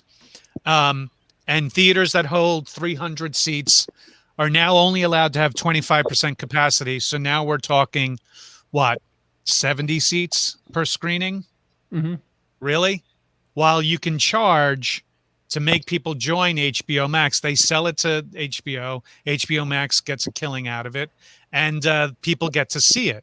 Are you still going to go to a theater when not everybody's been vaccinated yet? When not everybody, it was just a safety look. This 2020 and beginning, if not halfway, if not all of 2021, is still going to be, everybody's going to be wearing masks. Everybody's going to have to sanitize. You're not going to be able to, interact with your popcorn and stuff like that. So I think as a stockholder, if I was one, I thought it was a smart move. It's bad for AMC and Lowe's and the private theaters. It's a real punch in the nuts for them. It's not personal. It's you know business. what? I look at it a little differently in that one of the films I was looking forward to the most the summer that just passed was King Kong versus Godzilla. I know it's a stupid movie, but I was super excited to see Kong versus Godzilla on a big screen or perhaps in an IMAX theater. And now knowing that the best that you'll be able to see Kong versus Godzilla is at home, it's disappointing. And I think by the third quarter of 2021, the majority of people will have been vaccinated, and that you'll be able to see movies in theaters again. Think about the new Matrix movie, the magnitude of what a Matrix movie would do for movie theaters and for the businesses around movie theaters.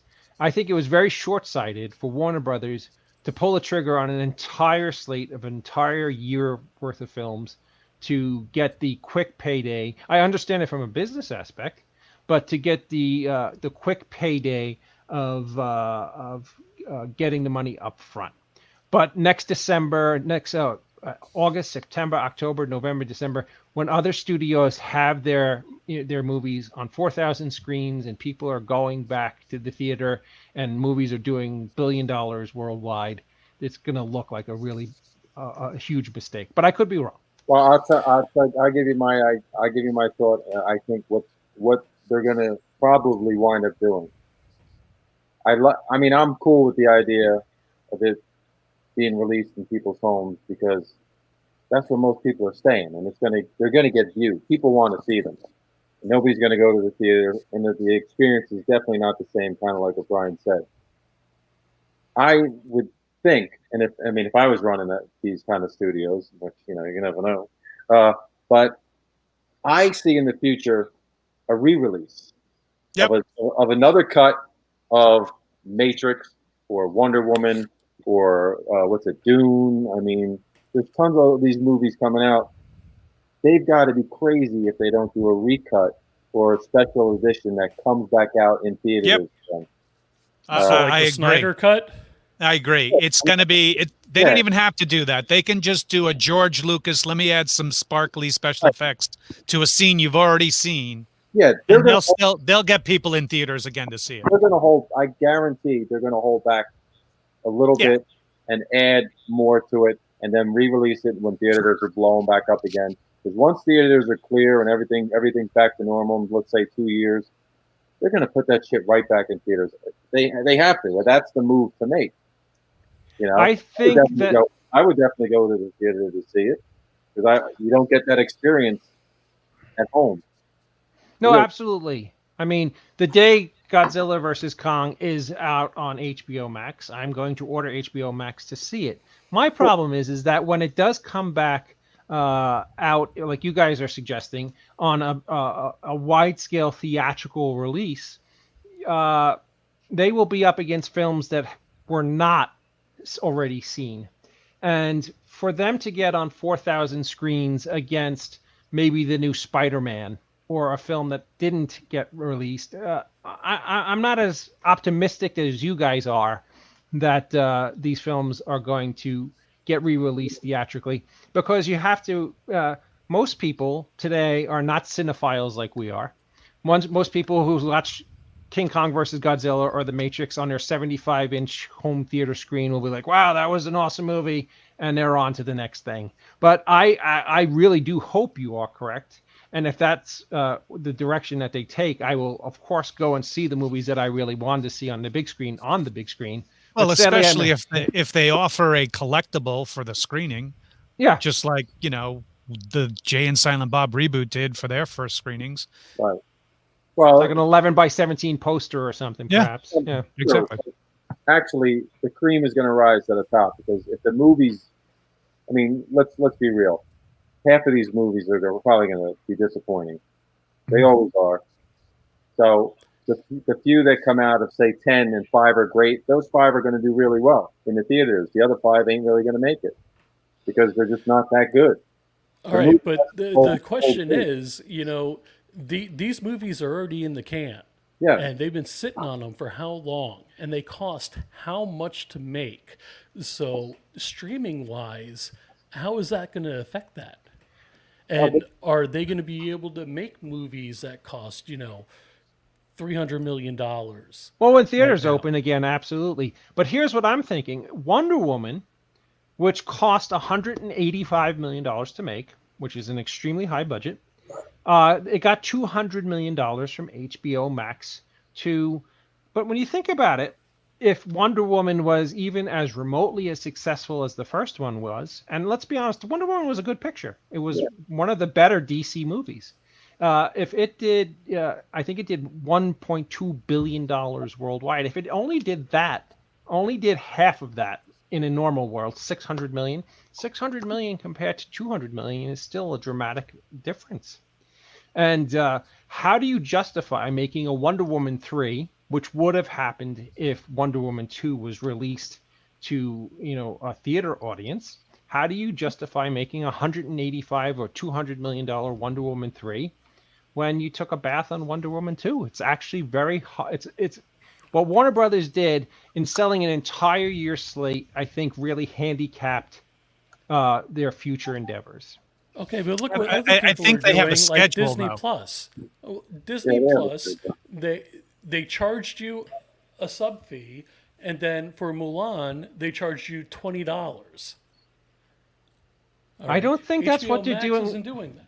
No, I think if you have HBO Max, which whatever their monthly fee is, you're going to get Wonder Woman. Right. Well, I'm comparing it to Disney though.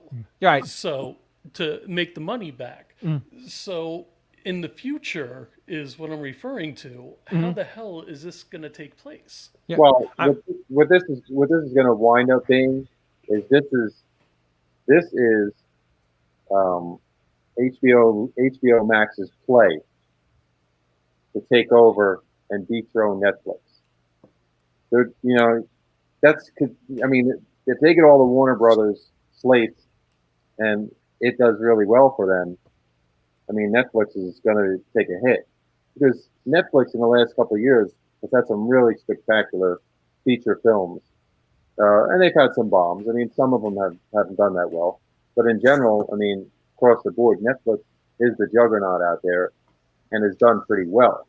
So I think this will put HBO Max right in the same league of Netflix if it does well, and I think that's what they're gambling on, So it's going to be a place where DC or Marvel or whoever, not Marvel, but DC is going to be able to go to, like Marvel is going to Disney. I mean, it's a home. I mean, it's a guarantee. I still feel though like something like Amazon. Amazon puts out some original content and they produce their own films. Right. I feel they're more of an independent filmmakers friendly kind of atmosphere. Yes, definitely, yeah. I mean, Netflix isn't indie friendly. No. I mean, the only one that is indie friendly is pretty much Amazon. I mean, if you think about it. Well, Tubi's actually indie friendly too. No, I know, but they're not even in the same category. I mean, Tubi pays the independent filmmakers substantially more than Amazon does. Correct, but he's saying popularity and views and membership. If you watch like football or the big games, Tubi has been promoting the hell out of their station. So I think they're going to be a major player in 2021. But I hope we'll see what happens. And full disclosure, your movie is on Tubi, correct? Well, yeah. Okay, well, just full disclosure, people. Well, 3 of them. No, I are on didn't want to TV. be sucked into a pay-per-view kind of infomercial and then not be told that, oh, by the way, my movie's on it. Yeah. Hey, Oh, Mr. you know- Schiaffo. Well, Scott didn't actually get to comment when everybody else did. So, if we may, please. Well, I think he passed out for a little bit. Give him some fucking oxygen.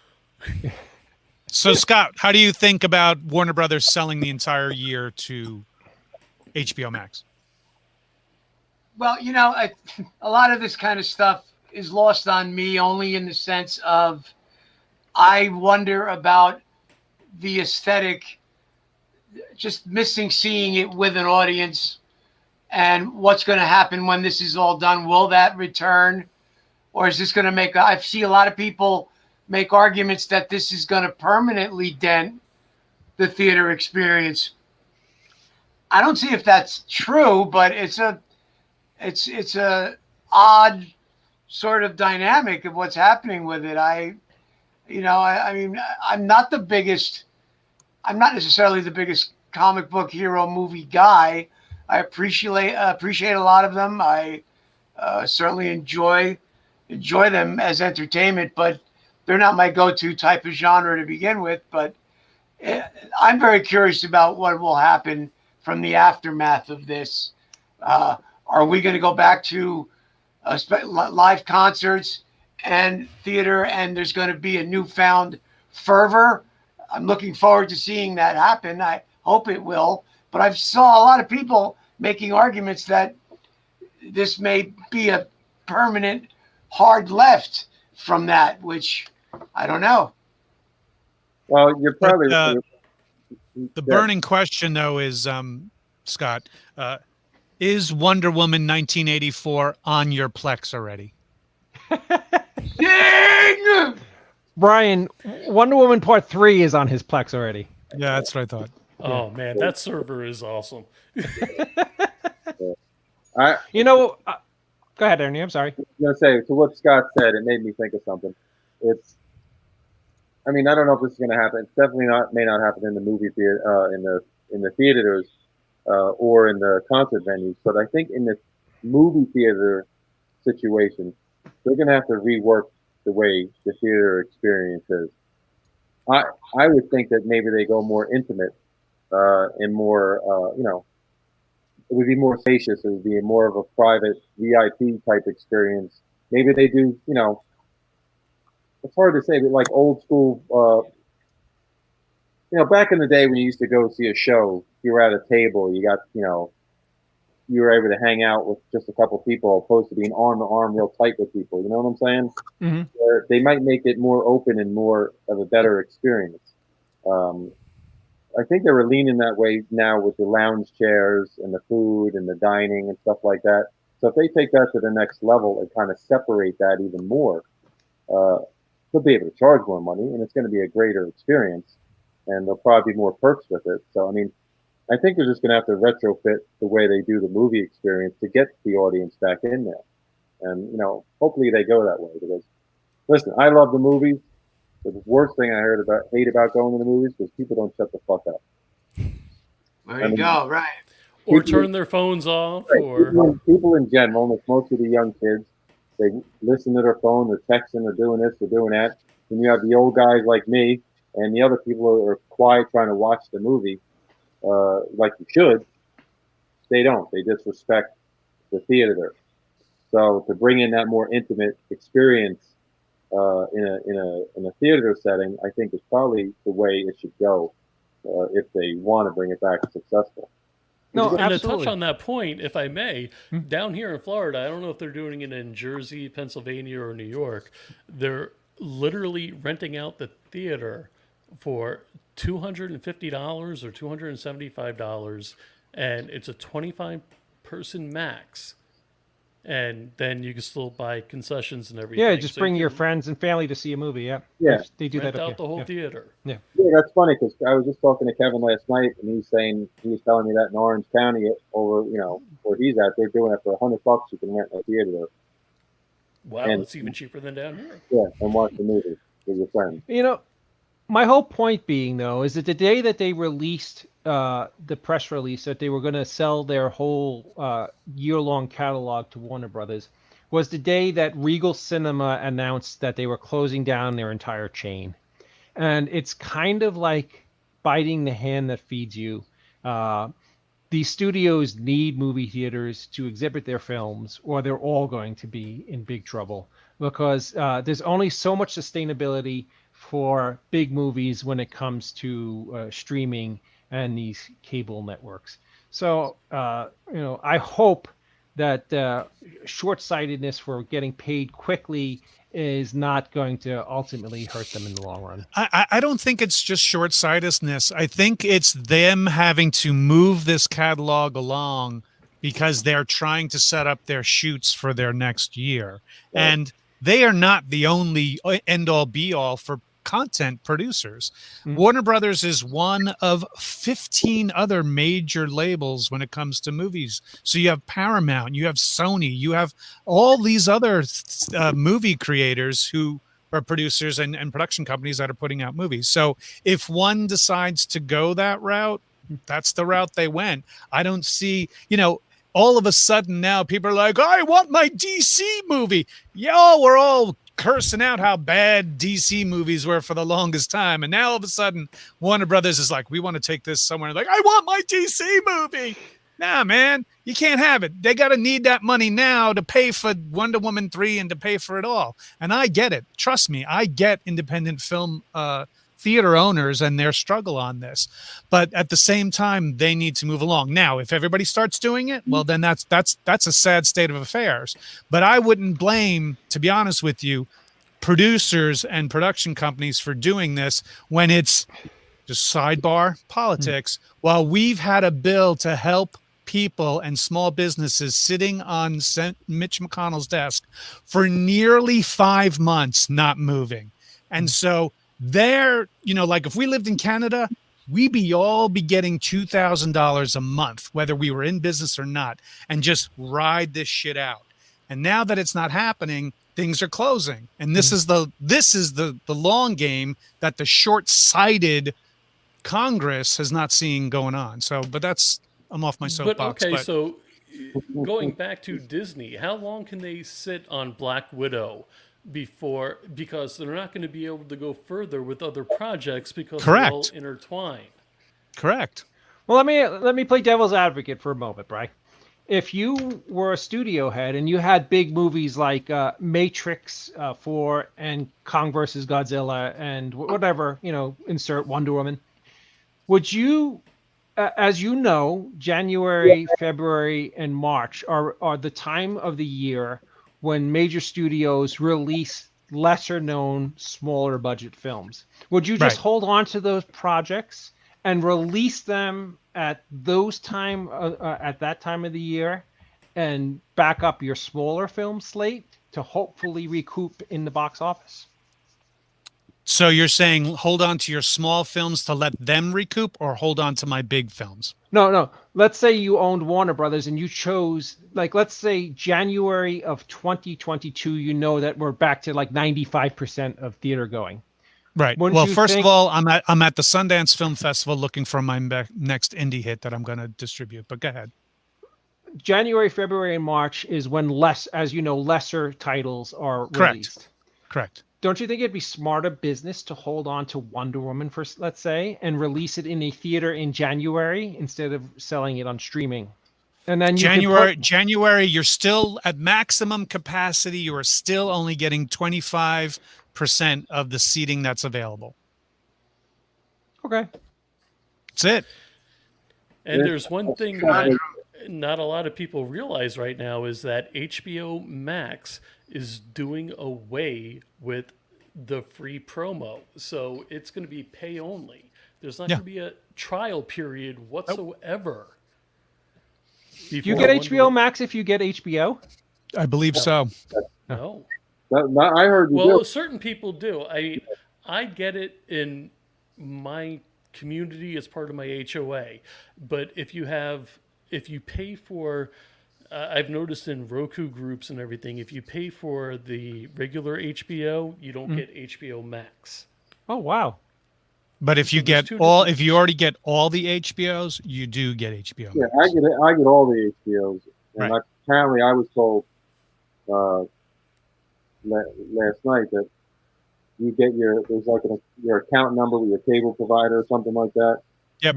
Call them up, you give them that, and then you can download the app on your smart TV, and you get access to HBO Max. Wow.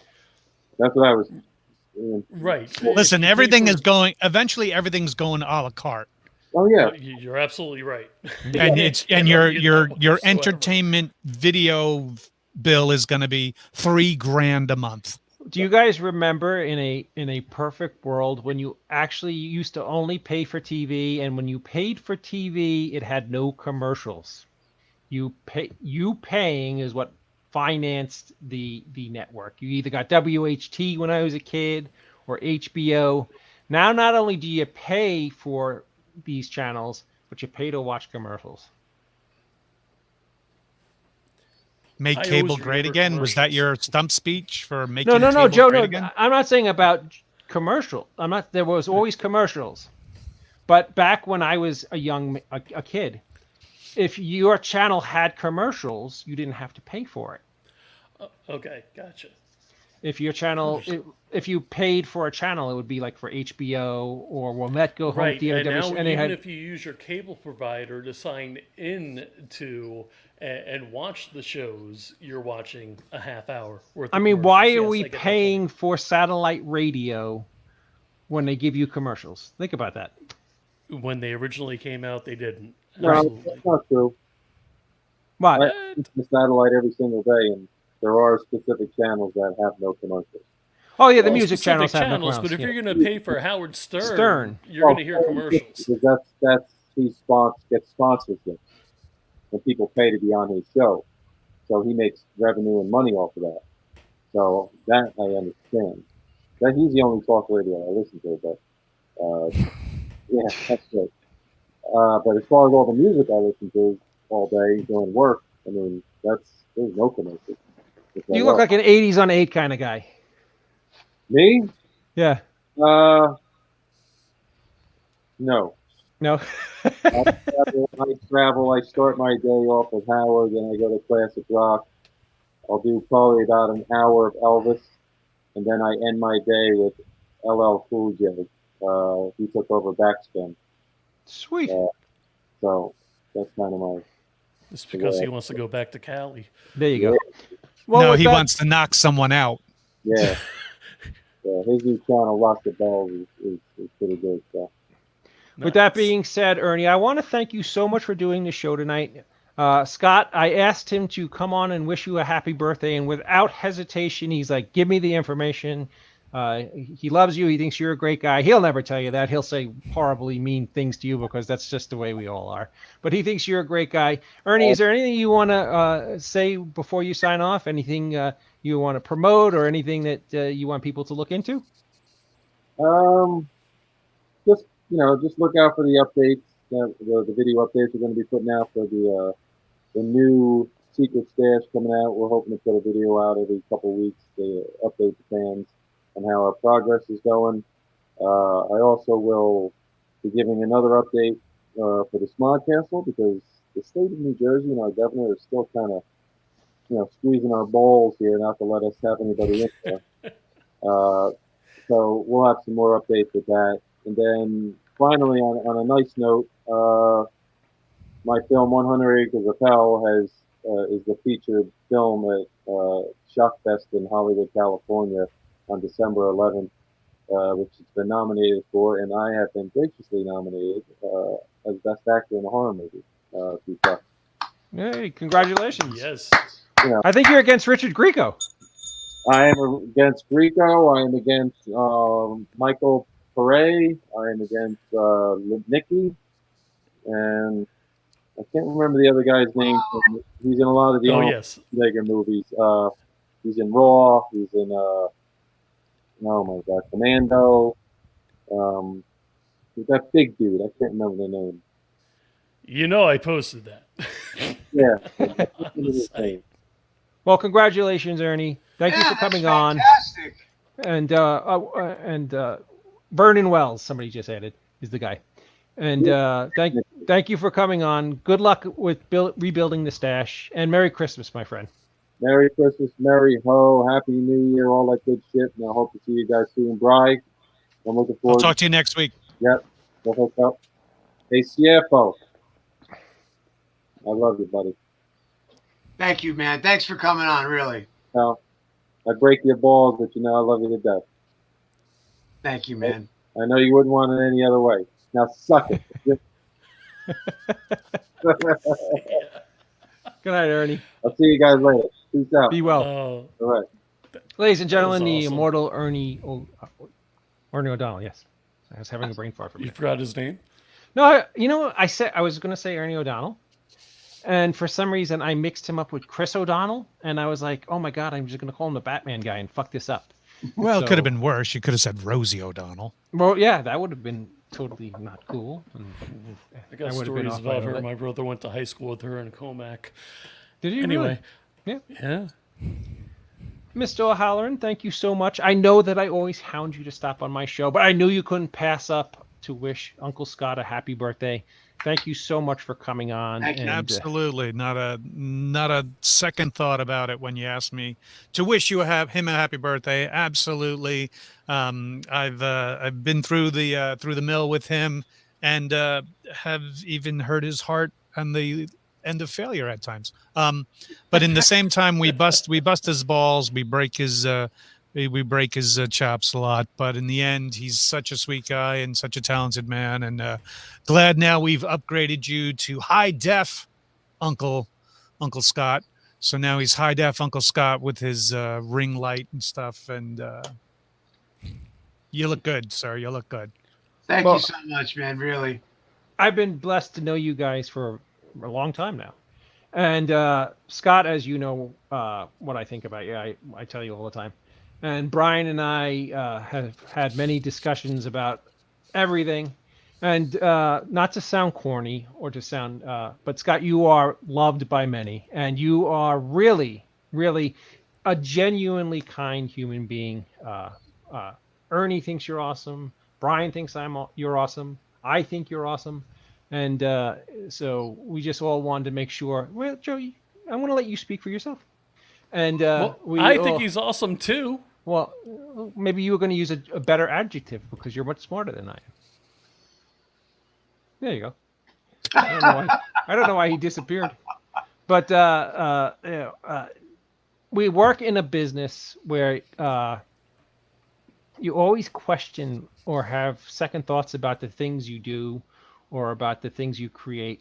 You shouldn't, Scott, because everything you do is awesome. And you're a cool guy, and you're a stand-up guy. So happy birthday. Mr. O'Halloran, thank you so much. I hopefully will speak to you before Christmas, but if for some reason I don't, have a very, very wonderful and Merry Christmas. Thank you. I think it'll be like the first Christmas in 10 years that we don't actually get to see each other if we don't. It is odd. Yes, if we don't, my family loves you and your family, and we hope that you have a very, very Merry Christmas. Right back at you, sir. Thank you. Ladies and gentlemen, pop culture icon Brian O'Halloran.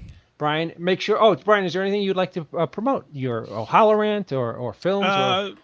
Yeah, if you want to put up the social media, there you go. You can follow me on Brian C. O'Halloran or the O'Halloran on YouTube, Twitch, Brian C. O'Halloran, Twitter, and Instagram. You could always do that Twitch account. Those are all the socials for that as well. Didn't have a show this week. Didn't have a show the past 2 weeks. Just taking a break. It's the holidays. But yeah, follow me at those addresses for the O'Halloran, or follow me at those addresses on social media. So. Oh, sweet. Just so you know, George and I were speaking earlier. We plan on having another big star-studded party, a Christmas show. So, of course, you are welcome to join us. I think it'll be Richard Grieco, yourself, if you'd like to come by. I invited Tim Busfield and Bill Sadler will stop by. So we'll have a nice big Christmas kind of show like we did with Halloween. So if you're free, we'd love to have you on. Is Krampus going to be there? Only if I eat too much cheese. Oh, I thought you said cramps. That will be Friday, December 18th. Friday, December 18th. So if you're free, we would love to have you. But just so you Right. know that's we're going to do a 9 o'clock show, right, Joe? Yes. Yeah, because it'll run between from Georgia's show to mine. So Okay. again, everybody, Brian O'Halloran, catch him at Facebook, YouTube, and Twitch, Twitter, Instagram, pop culture icon, great actor, and one of the nicest human beings you'll ever meet at a convention or at a stage performance. What was that word? So, Can what? What are those? Or so again, thanks, Brian. Contagion? Did he say Contagion. Bye. Thanks, Brian. That was awesome.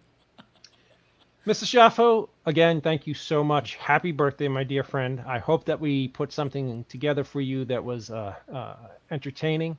Alan Jax Bowers wanted to come on tonight, especially to wish you a happy birthday. Sadly, his connection was not the greatest. Again, thank you, Jax, for coming on. Check out Jax's music. Check out Alan Jax Bowers on Facebook and Twitter. Check out the Big Ska Band that he plays. He's the lead drummer in with both Corey Glover and Joe Ferry. Catch him out on the road with many bands. Even he plays down in Florida with Jimmy Buffett. Alan Jax Bowers, he's a great guy. And Scott, is there anything you would like to say in closing tonight? As, it's going to be corny, but from the bottom of my heart, thank you all for the wonderful birthday wishes, all the love. I'm a very fortunate man. I've got Jewel in my life who makes every day special, and then having you guys to work with and to play off of, and I'm a little gobsmacked by just how touched I am by tonight. So thank you so much for helping me celebrate my birthday. It's been awesome. Happy birthday, brother. Scott, can you do me a favor? Do the Schiaffo eyebrow, please. Thank you. Scott, Happy if birthday, I don't, Scott. And if I don't see you again, you'll be at the Christmas party, correct? Well, we haven't discussed that yet. No Christmas party show. Yeah. Oh, absolutely. Yeah. Okay. I'll see you next week, Uncle Scott. All right, Joe, you're the best too. Thank you. Happy birthday, brother. Appreciate it, brother. We'll see you next time. Wow, I mean, it's 12:43. We've been on almost 2 hours. I apologize to you, Joe. I know that you've done hours and hours with your Georgia show, and now I kept you on till almost 1 o'clock in the morning. I apologize. I'm sorry, who are you again? I have no idea. I don't even know myself. But by the way, it was a fun show. It was a great show tonight. It was a lot of really interesting conversation. I love to hear what the guys thought about everything that's going on with films and Warner Brothers and with streaming. Followed George's show, which was just wonderful. Richard and Michael and all those guys talking about the craft of filmmaking. It was just a wonderful night of entertainment here on Romero Pictures Indie Brigade, despite the fact that you were here. And I just, Joe, as you know, I think you're awesome. And none of this, and I mean none of it. George was saying it tonight himself. None of this happens. This whole wonderful platform that you built with George, none of it happens without you. And I'm honored and humbled that you were kind enough to let me play in your sandbox and bring my silly show on. I hope you have fun with us because we love you. We think you're awesome too. Oh, I absolutely do, and I greatly appreciate that. Thank you. And it's the holiday season, and the world's kind of wanky right now. So I think everybody kind of could just use some good cheer and some good vibes. So everybody out there, everybody out there is loved by somebody. I assure you that. And enjoy the week coming up. Go out and put your Christmas tree up, or get your menorah and light your Hanukkah candles, or your Kwanzaa candles, or whatever you celebrate. Just celebrate your life and enjoy it because things are getting better, and time will heal all wounds, or wound all heals. I'm not sure exactly how that goes. With that being said, what's my line again? Do you remember it, Joe? You love Brian O'Halloran? I love Brian O'Halloran. I thought you'd never tell. Damn you. Now it's out there. I do love Brian O'Halloran. I love him like a brother, and if he ever needed blood, I would more than happily find somebody who'd give it to him. What was I going to say? You know what? I had it on my desk. Okay, I'm going to just say. You should have this written down. Yeah, you think, what was this, like the 30th show we done? You think like a year later. You think I would memorize this? You know what's funny? I did all that prosthetic make. Oh, okay, what side? And I broke out in zits. I mean, I'm 50 years old, man, and I still break out in zits. It's horrifying. Remember, no man is a failure who has friends. Be well, everybody, and we'll see you next week.